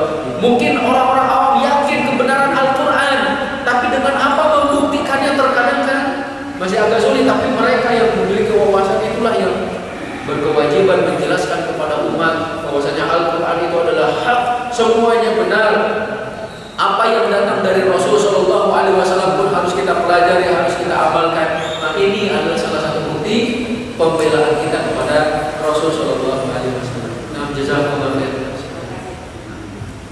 Masih ada lagi? Cukup? Alhamdulillah, kita ucapkan terima kasih sekali lagi untuk kita. Semoga Allah menambah kebaikan untuk beliau dan untuk kita semua. Dan untuk besok pagi, insyaallah bareng.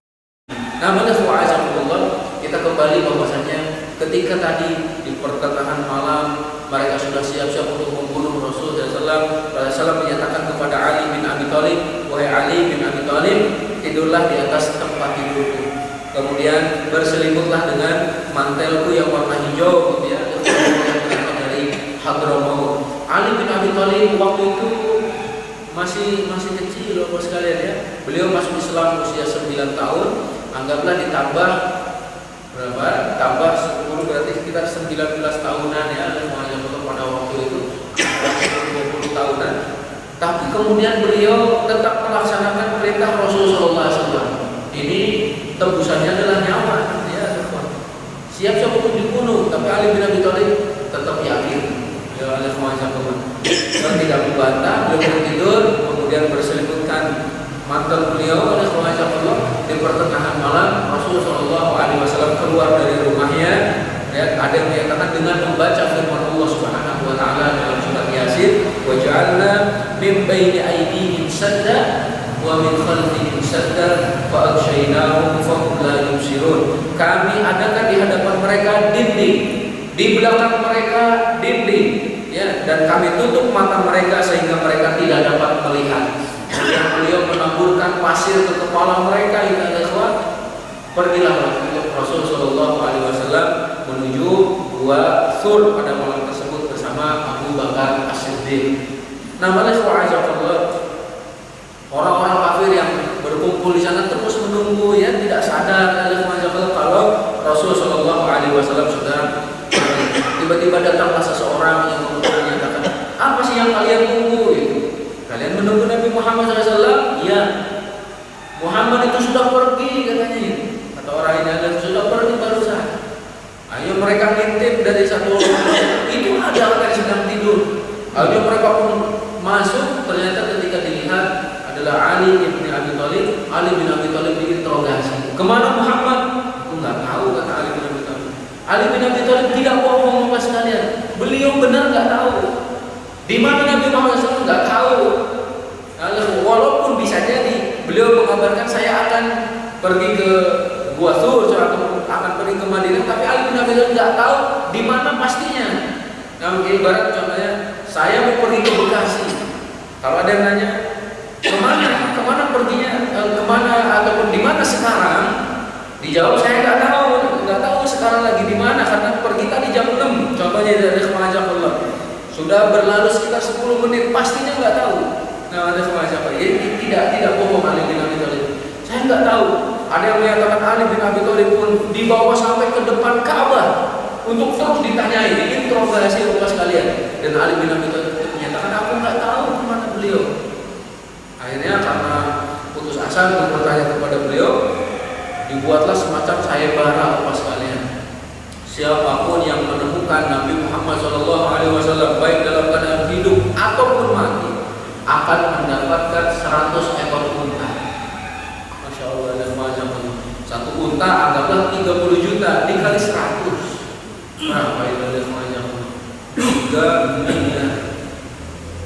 3 miliar itu siapa yang mau kayak gitu?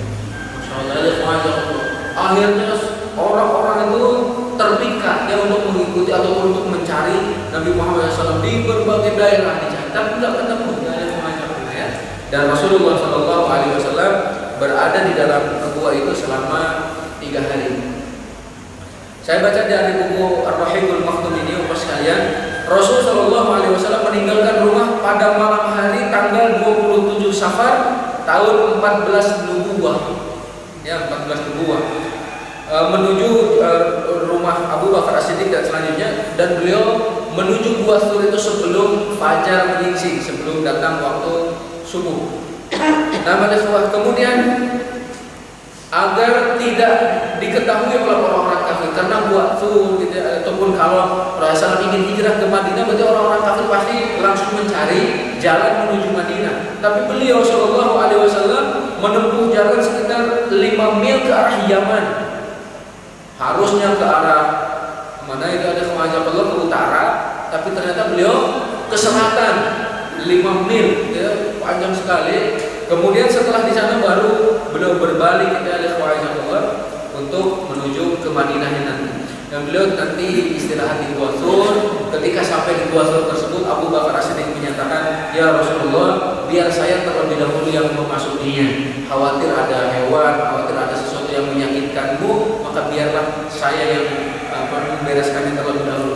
Dibersihkan Bapak sekalian, kemudian sarang-sarang ada kalajeng gitu ya, lubang-lubangnya ditutup. Ada yang menyatakan pakai baju beliau disobek itu, ada yang menyatakan pakai sorban beliau sobek terus ini ya, kecuali nanti ada satu lubang Bapak yang belum tertutup itu oleh wajah. Ada juga yang menyatakan ditutup pakai kakinya itu. Beliau masuk, kemudian sudah siap, ya Rasulullah SAW silakan masuk. Setelah masuk Rasulullah SAW kemudian tidur di atas paha Abu Bakar As-Siddiq. Abu Bakar As-Siddiq disengat oleh kalajengking Bapak sekalian. Gimana rasanya? Beliau tidak berani menggerakkan kakinya, padahal kan sakitnya minta maaf gitu. Kalau disengat lebah, mungkin ada yang pernah merasakannya. Jadi disengat kalajengking, konon kata orang yang pernah tersengat kalajengking lebih sakit daripada disengat lebah ataupun tawon itu. Kalau lebah kadang untuk pengobatan ya, kalau tawon itu coba ada semacam yang bisa membuat orang kalau kena muka ya jadi bibir mukanya bisa tertutup matanya seperti itu. Oleh semacam kalau disengat kalajengking belum tidak gerak. Berusaha agar Rasulullah SAW tidak bangun. Masya Allah. Ini bukti kecintaan para sahabat terhadap Rasulullah SAW. Ditahan rasa sakitnya, tapi ternyata sakit sekali sampai kemudian beliau mengeluarkan air mata. Air matanya menetes ke pipi Rasulullah SAW. Kata Rasulullah, ada apa ini Abu Bakar? Ya Rasulullah, saya disengat hewan, kata beliau. Akhirnya diusaplah kakinya ya. Yang sembuh lebih sehat daripada sebelumnya. Ini pun mukjizat Rasulullah SAW. Nanti ketika Ali bin Abi Thalib ya dalam sebuah peperangan, beliau sakit matanya, diludahi oleh Rasulullah, sembuh menjadi matanya menjadi lebih baik daripada sebelumnya.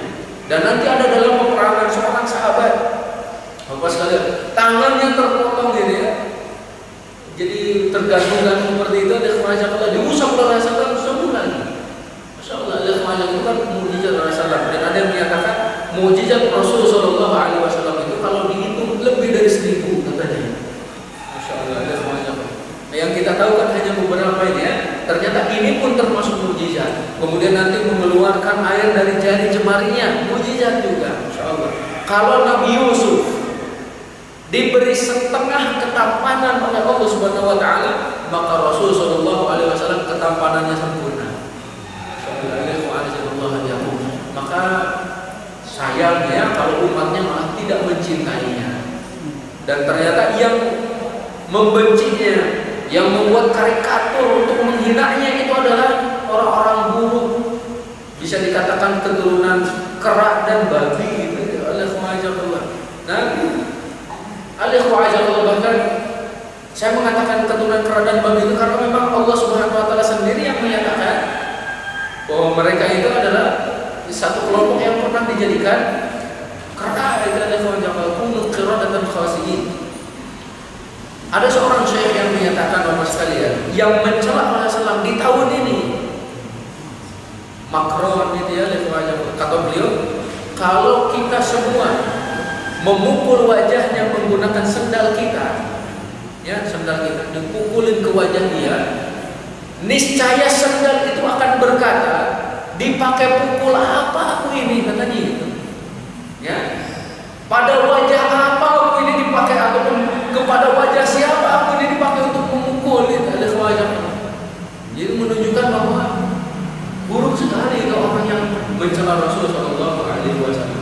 Perjuangan beliau, masya Allah, dari awal dakwah sampai meninggal dunia memikirkan umatnya, Bapak sekalian. Alhamdulillah wa iyyakum. Kita lanjutkan.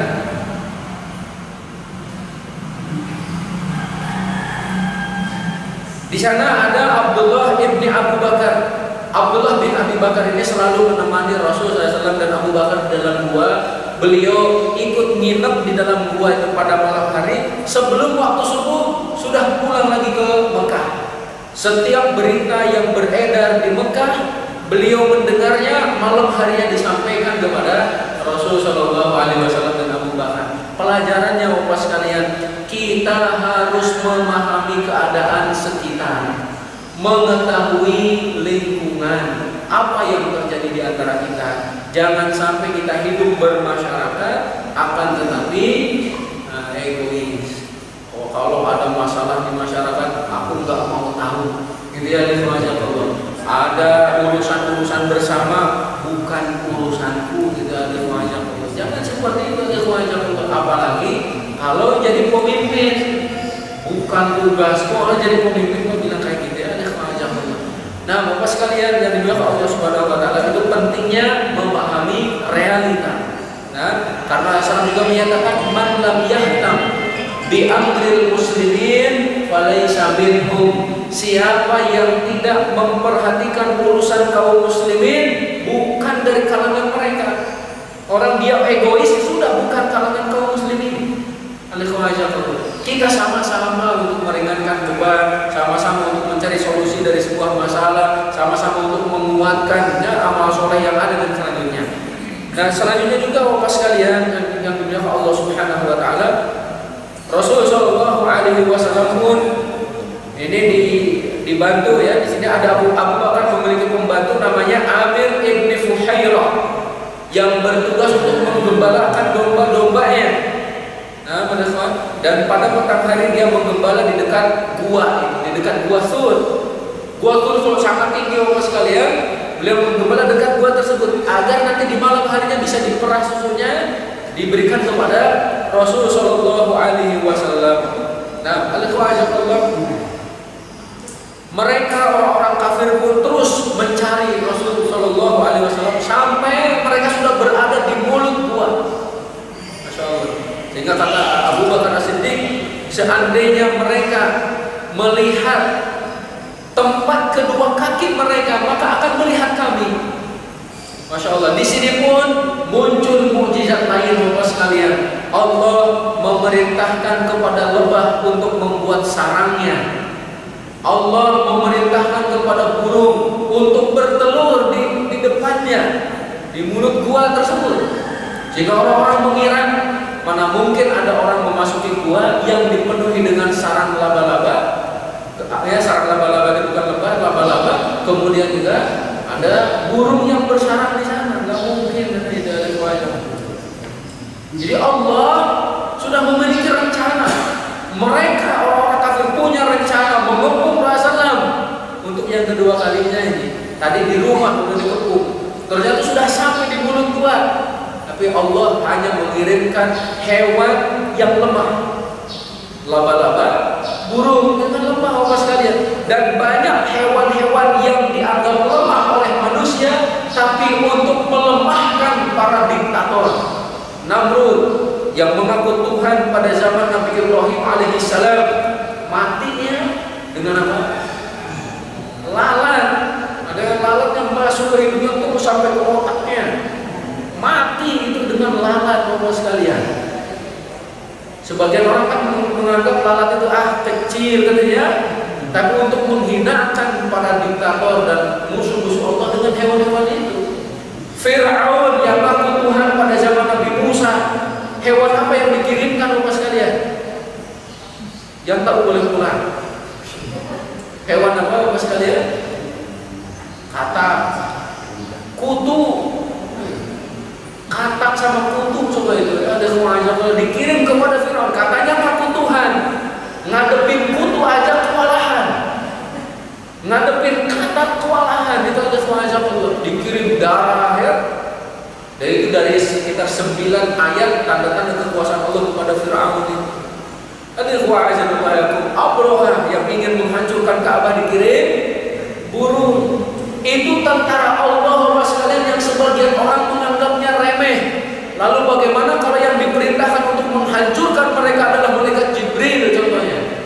Allah nggak perlu menyuruh malaikat Jibril, kirim aja burung yang kecil, kirim aja belalang ya, termasuk belalang itu kan dikirim juga pada Fir'aun.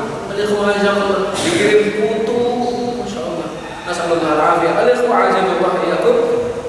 Selanjutnya, setelah 3 malam Rasulullah di Gua, maka beliau pun bersiap-siap untuk berhijrah ke Madinah ya. Pada malam Senin 16 September 622 Masehi. Insyaallah Syekh Sofiur Rahman sampai mencari bulan dan tahun Masehinya ya. Di sini adalah hari Senin, malam Senin 16 September 622 Hijriah. Abdullah bin Uraiqin datang ke Gua di mana beliau disewa ya untuk menjadi penunjuk jalan menuju Madinah Bapak sekalian. Dan beliau dipercaya pada waktu itu walaupun pada masa itu beliau masih kafir, belum masuk Islam. Asma binti Abi Bakar radhiyallahu anha, beliau datang dengan membawa rangsum makanan, tapi semenjak beliau datang ke sana ya, beliau lupa tidak membawa tali untuk mengikat makanannya itu.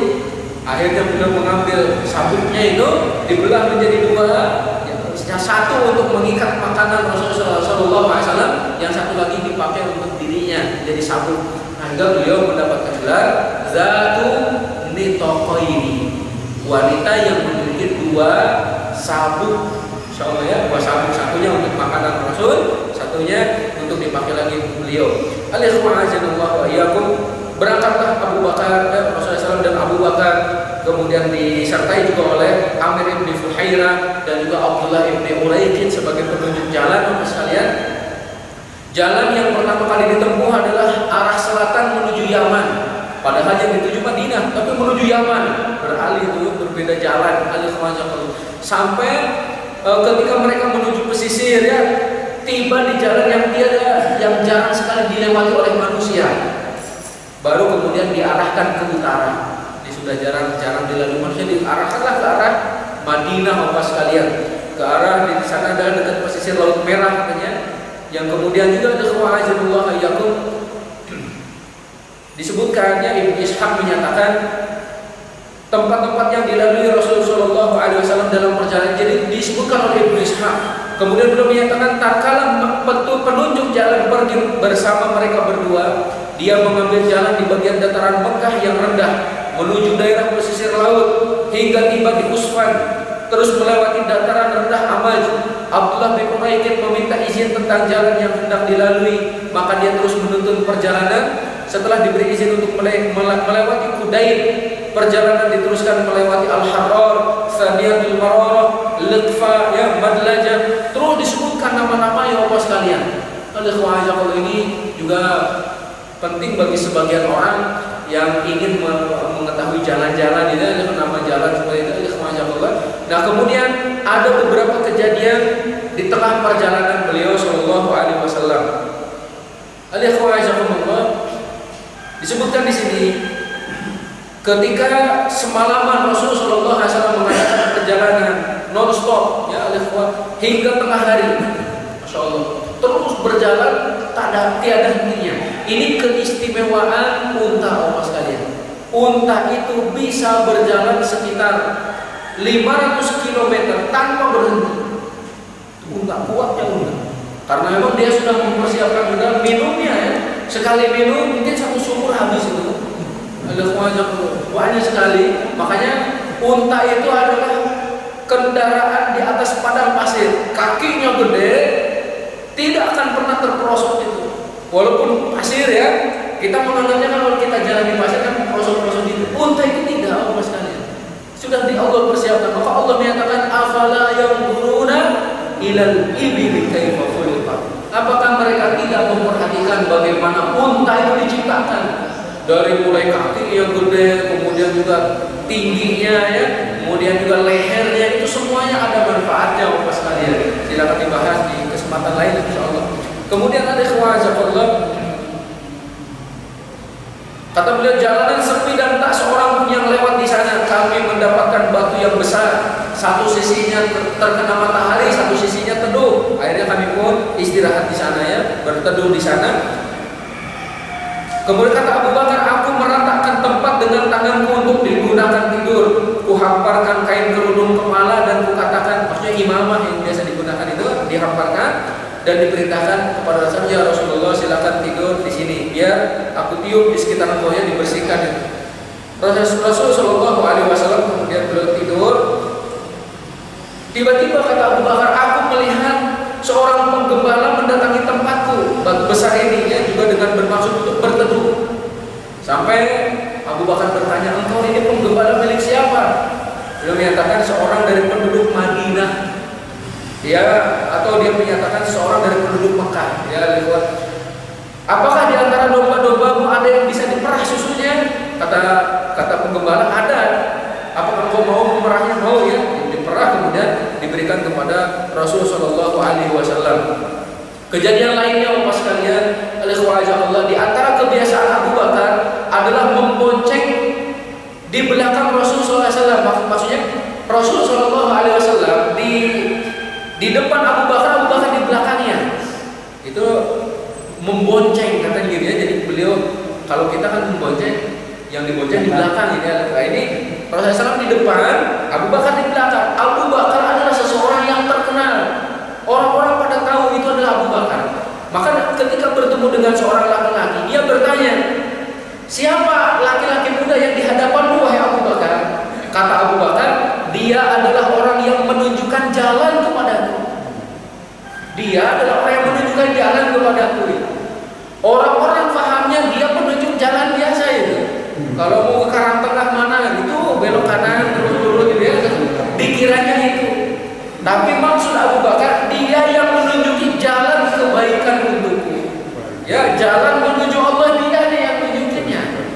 Ya, Masya Allah, sudah digunakan kata-kata yang sebagian orang menganggapnya dohirnya tapi yang diinginkan lain. Nah, kita lanjut. Dalam perjalanan itu pun dibuntuti oleh Suraqah bin Malik. Nah, ini yang mengejar Rasulullah Shallallahu Alaihi Wasallam ya, Allah.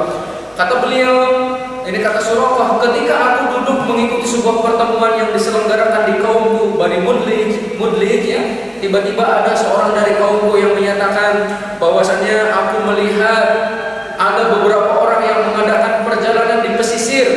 Mungkin itulah yang dicari oleh orang-orang Quraisy. Kata Suraqah bin Malik nih, Allah ya.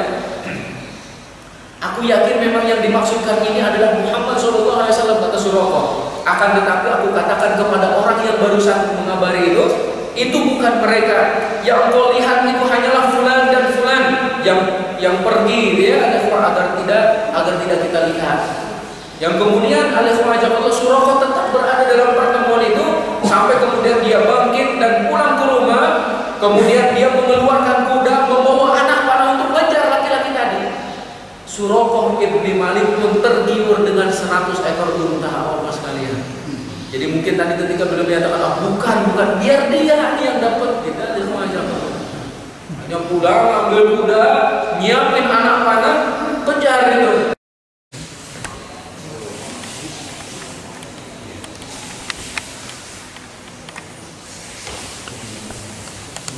Bismillahirrahmanirrahim.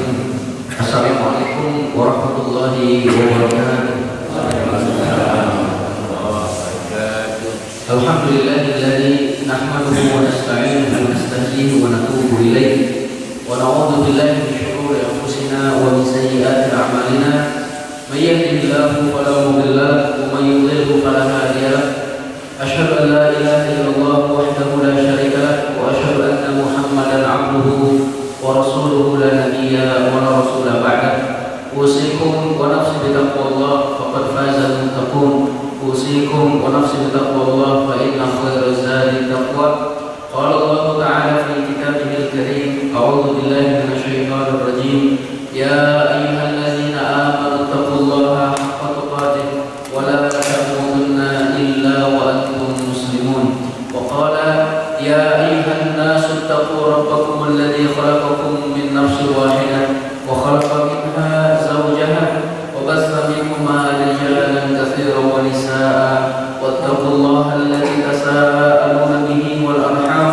إن الله كان عليكم رقيبا وقال يا أيها الذين آمنوا اتقوا الله وقولوا قولا سديدا يصلح لكم أعمالكم ويغفر لكم ذنوبكم ومن يطع الله ورسوله فقد فاز فوزا عظيما أما بعد. Hadirin jamaah Masjid Istiqomah yang dimuliakan Allah Subhanahu wa taala, kita kembali bersyukur kepada Allah yang telah menghidupkan kita kembali setelah mewafatkannya, karena pada hakikatnya tidur itu adalah sebagian dari mati. Maka Allah Subhanahu wa taala mengirimkan kembali ruh orang-orang yang belum ditetapkan kematian, tapi Allah menahan jiwa siapa yang sudah sampai ketetapan ajal padanya. Salawat dan salam semoga tetap terlimpah curahkan kepada Nabi akhir zaman, Nabi yang kita cintai, Nabi yang kita berharap kepada Allah agar kita diperkumpulkan di akhirat kelak bersamanya. Tiada lagi Nabi setelahnya, beliau adalah Nabi Muhammad sallallahu alaihi wasallam. Nah, ikhwah, bapak dan ibu jamaah sekalian, kewajiban kita terhadap Nabi sallallahu alaihi wasallam bukan sekedar mengetahui namanya. Karena barangkali sebagian orang hanya sekedar mengetahui namanya. Padahal pas kalian yang diperintahkan oleh Allah adalah untuk mengikuti jejak langkahnya. Maka tadi disampaikan, laqad kana lakum fi Rasulillahi uswatun hasanah. Sudah ada pada diri Rasulullah sallallahu alaihi wasallam uswatun hasanah, suri tauladan yang baik. Bapak sekalian, bagaimana mungkin kita akan mengikuti jejak langkahnya kalau kita tidak mengetahui sejarahnya? Karena itu penting kita mempelajari sejarah. Bahkan disampaikan juga, kita tidak akan memahami Al-Quranul Karim kecuali melalui sunnah Rasulullah Sallallahu Alaihi Wasallam. Yaitu adalah salah satunya melalui perjalanan hidup beliau, melalui sejarah beliau. Dan sudah disampaikan tidak ada buku tentang sejarah ataupun biografi seseorang yang paling lengkap melebihi biografi Rasulullah Sallallahu Alaihi Wasallam. Kita mencintai beliau melebihi kecintaan kita terhadap diri kita, terhadap istri kita, terhadap anak-anak kita, keluarga kita secara umum dan seluruh manusia pada umumnya. Nah, kalaulah ada nanti orang-orang kafir yang mencela Rasulullah Shallallahu Alaihi Wasallam, yang berusaha memeranginya, maka hal itu sudah berlaku sejak permulaan Islam. Kalau Rasul dicela, maka di awal Islam pun Rasul Shallallahu Alaihi Wasallam dicela. Nah, bahkan Rasulullah akan dibunuh oleh orang-orang kafir. Nah, yang dituntut bagi kita adalah membelanya. Maka tidak cukup hanya sekedar beriman kepada beliau, mengikuti sunnah beliau, ya, akan tetapi juga ditambah kita diperintahkan untuk membela beliau.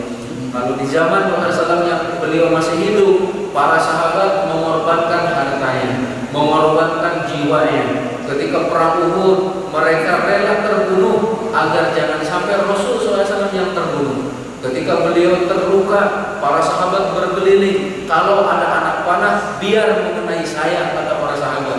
Kalau ada sayatan pedang, biar mengenai tubuhku, asal jangan menyakiti Rasulullah SAW.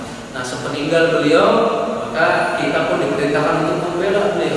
Kalau ada yang menghinanya, kalau ada yang membuat karikatur tentangnya, ya, kalau ada yang melecehkannya, maka berdirilah kita sebagai sosok mukmin hakiki ishadu bi anna muslimun, saksikan bahwa kita adalah sebagai seorang muslim yang cinta Rasul dan siap membela Rasul sallallahu alaihi wasallam.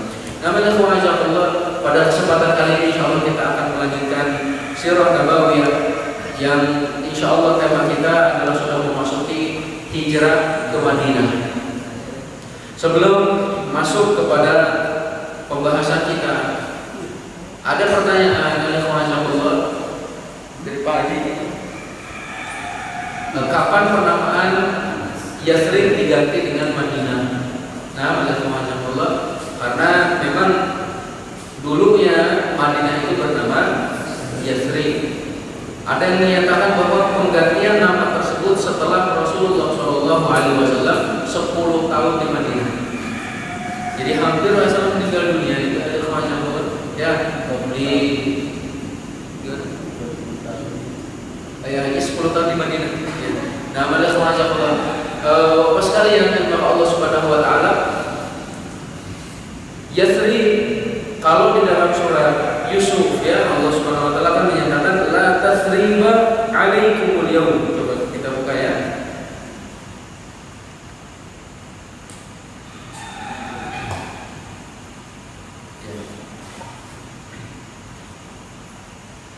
Jadi Nabi Yusuf itu kan didatangi oleh saudara-saudaranya gitu ya.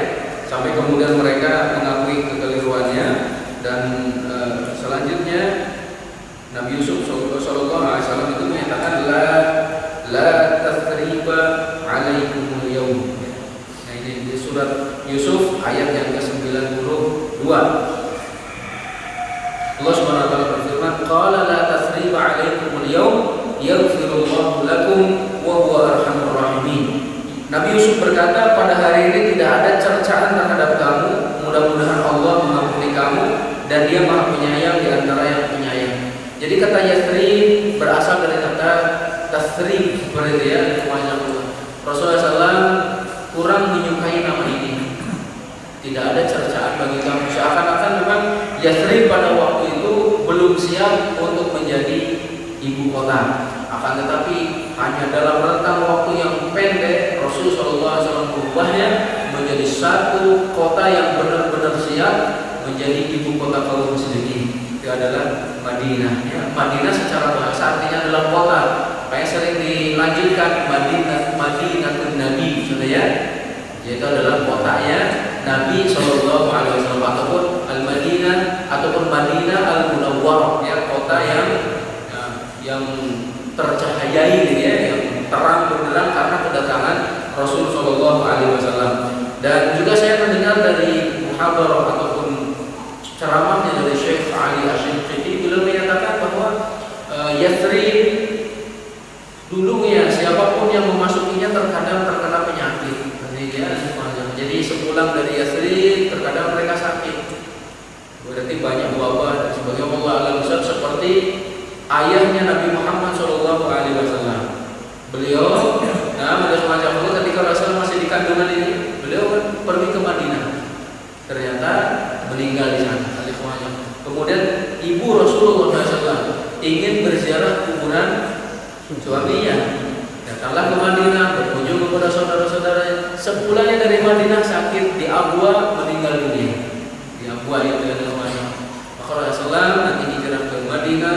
Kemudian dengan kedatangan beliau berlimpahlah keberkahan padanya, pada penduduknya dan semuanya itu ada semacam Allah sehingga berubahlah menjadi Madinah.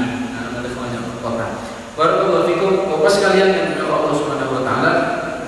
Kita sudah menyampaikan berbagai cara yang dilakukan oleh orang-orang kafir untuk menghalangi hijrahnya para sahabat radhiyallahu anhum ajma'in. Dari mulai perampasan harta, kemudian dipisahkan dengan keluarganya, ya, dan wajah Allah. Ini memberi pelajaran kepada kita bahwa yang namanya sejarah pasti berulang, Bapak sekalian. Bapak-bapak kalau menginginkan sebuah kebaikan, pasti di sana ada yang merintangi, bagaimanapun caranya. Alif wajah Allah, ya. Ini pentingnya sekali lagi mempelajari sejarah. Beliau sudah mau berhijrah, ada lagi nanti alif wajah Allah halangan dan juga cara yang dilakukan oleh orang-orang Quraisy untuk menghentikannya. Dan kita lihat Bapak sekalian, setelah ada yang kuat ya dari orang-orang kafir Quraisy untuk menghabisi Nabi Shallallahu Alaihi Wasallam, maka malaikat Jibril turun kepada beliau dengan memerintahkan untuk berhijrah. Jadi bapak sekalian, orang-orang kafir mereka biasa berkumpul di Darun Nadwah ya. Kemudian pada waktu itu mereka bersekongkol, kira-kira cara apa nih yang akan kita lakukan agar Muhammad Shallallahu Alaihi Wasallam tidak berhijrah. Pada waktu itu ada iblis ya yang menyerupai syekh ataupun ulama dari Najd. Kenapa iblis memilih untuk menyerupai syekh dari Najd? Orang-orang Quraisy itu sangat menghormati orang-orang Najd dan dikenal sebagai orang-orang cerdas. Orang-orang Najd itu cerdas, penuh dengan hikmah ya. Jadi kalau memberikan masukan sangat baik maka dia pun iblis ini menyerupai orang-orang Najd. Dan sebenarnya orang-orang Quraisy ketika berkumpul tidak akan memasukkan siapapun dari luar golongannya. Tapi melihat ada syekh dari Najd, dimasukkanlah dalam musyawarah tersebut, rapat tersebut ya, rapat paripurna itu di kalau sekarang ya itu ada tempat khususnya ini ya, tempat rapatnya itu. Mereka mengeluarkan pendapat bagaimana kalau kita penjara saja. Muhammad itu kita tangkap, penjara. Kata iblis ini, saya nggak setuju dengan pendapat tersebut. Kenapa nggak setuju? Karena kalaupun orangnya di penjara, akan tetapi isi hatinya, isi pikirannya bisa tersebar di kalangan masyarakat. Berapa banyak kan para ulama kaum muslimin pada zaman-zaman terdahulu mereka di penjara tapi bukunya nyebar. Kita kenal contohnya Syekhul Islam Ibnu Taimiyah. Bapak sekalian, beliau di penjara, ternyata di dalam penjara beliau bisa menulis sekitar 60 jilid kitab di dalam penjara. Dan itu juga menunjukkan para ulama terdahulu itu hafalannya sangat kuat, bacaan dan wawasannya sangat luas. Nulis itu Masya Allah bukan dari otaknya itu semuanya. Al-ikhwah azakullah, 60 jilid kitab. Makanya kata Syekhul Islam Ibnu Taimiyah, apapun yang dilakukan oleh musuhku terhadapku itu adalah surgaku itu tidak akan meninggalkanku, kata beliau. Kalau aku di penjara, maka itu adalah khalwatku dengan Allah, berduaan antara aku dengan Allah, kata beliau. Kalau aku diasingkan ke negeri seberang, ke negeri-negeri yang asing, maka itu adalah siapa jalan-jalan bagiku. Kalaupun aku dibunuh, maka itu adalah mati syahid, kata beliau. Masya Allah.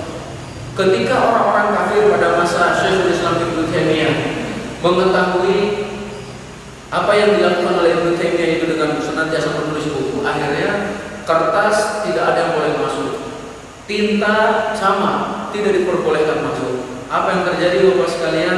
Syekhul Islam Ibnu Taimiyah mulai memburuk kesehatannya mulai memburuk. Jadi berdampak kepada siapa yang terbiasa menulis, terbiasa mengungkapkan isi hatinya ataupun wawasannya, ternyata dilarang mereka. Walaupun ada juga yang menyatakan beliau menulis di dinding, katanya pakai batu atau pakai kalau ada darah itu ada macam kalau di dindingnya itu ditulis.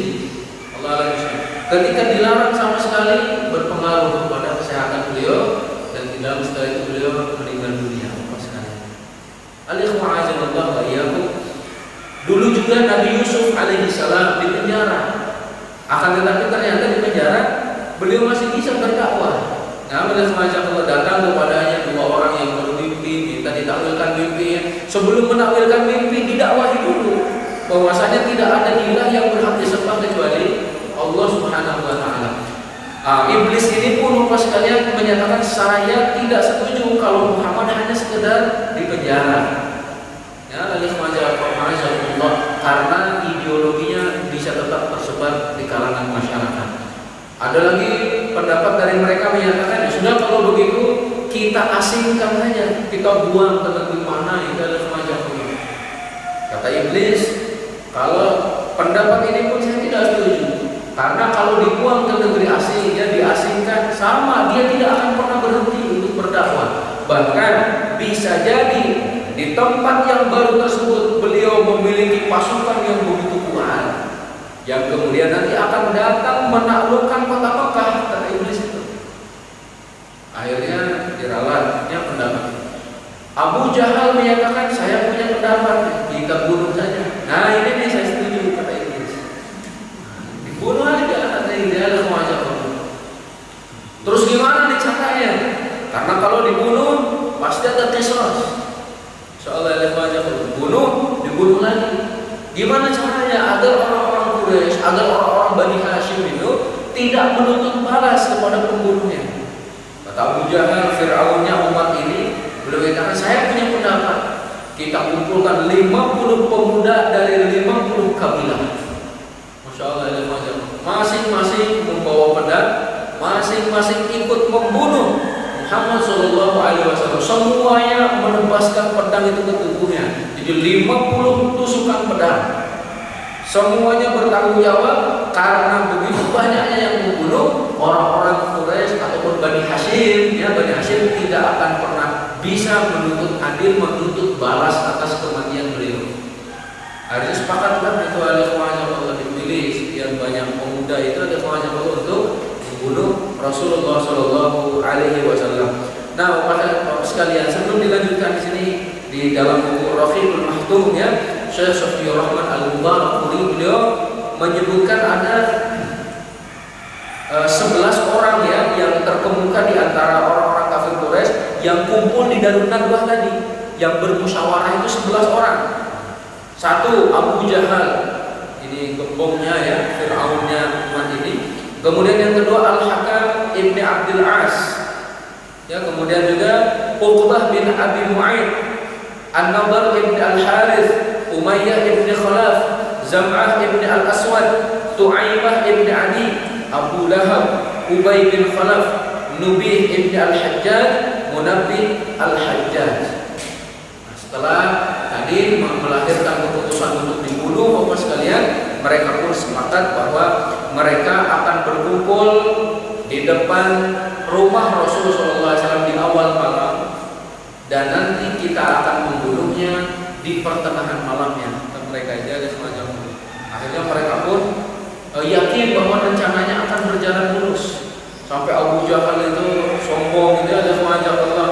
Beliau berdiri dengan sombong lah katanya, dan juga sombong dia menyatakan kepada rekan-rekannya, sesungguhnya Muhammad pernah berkata bahwa jika kalian mengikuti agamanya maka kalian akan menjadi raja bagi bangsa Arab dan non-Arab.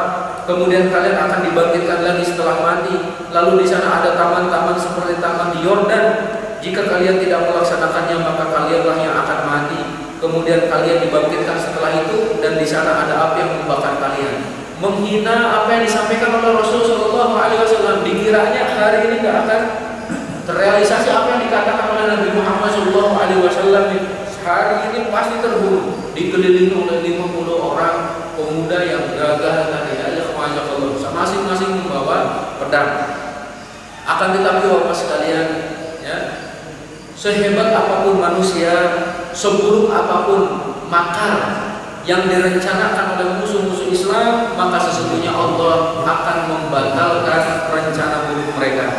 Wa idh yamkuru bikal ladzina kafaru liyuthbituka aw yaqtuluka aw yukhrijuka wa yamkuruna wa yamkurullahu wallahu khairul makirin.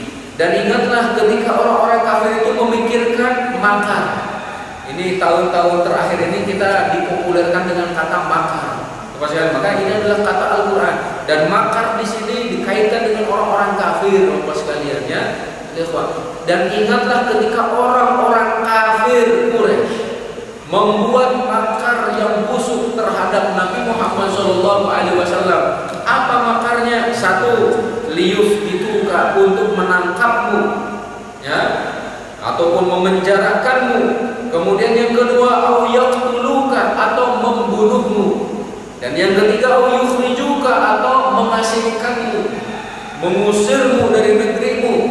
Wa yamkuruna wa yamkurullah, mereka memikirkan tipu daya, tapi Allah menggagalkan tipu daya mereka. Ya, semuanya Allah. Wallahu khairul makirin, dan Allah sebaik-baik membuat rencana. Al-ikhwanazillah wa iyyakum. Kalau seluruh manusia melakukan, memikirkan tipu daya buruk untuk mendatangkan kemadharatan kepada kita, Allah sekalian, maka hal tersebut tidak akan terjadi kecuali dengan apa yang sudah Allah tetapkan pada kita.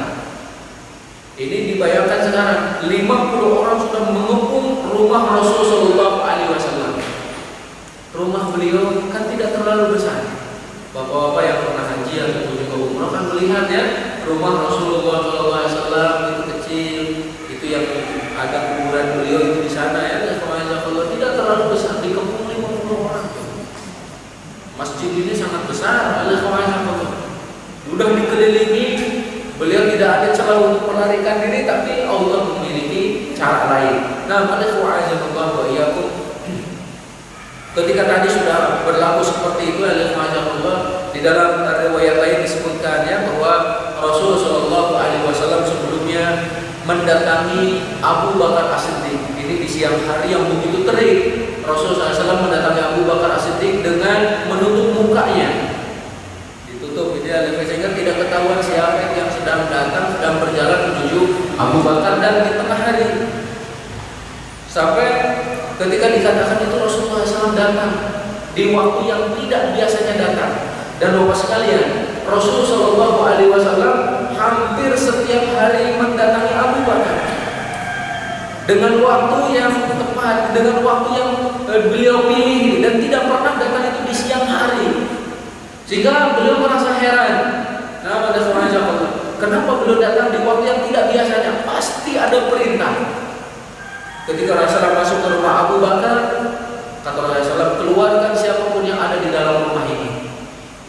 Kemudian kata Abu Bakar As-Siddiq, ya Rasulullah, yang ada di rumah ini hanya keluargamu, Abu Bakar, Aisyah radhiyallahu anha. Akhirnya sudah telah diturunkan kepada pemerintah untuk berhijrah. Kata Abu Bakar As-Siddiq, apakah saya menemanimu ya Rasulullah? Betul, engkau akan menemani. Beliau menangis Bapak sekalian. Menangis karena gembira. Beliau sendiri yang langsung menemani Rasulullah SAW. Beliau menyediakan unta yang begitu bagus ya, yang kemudian dititipkan kepada seorang nanti Allah untuk melakukan perjalanan menuju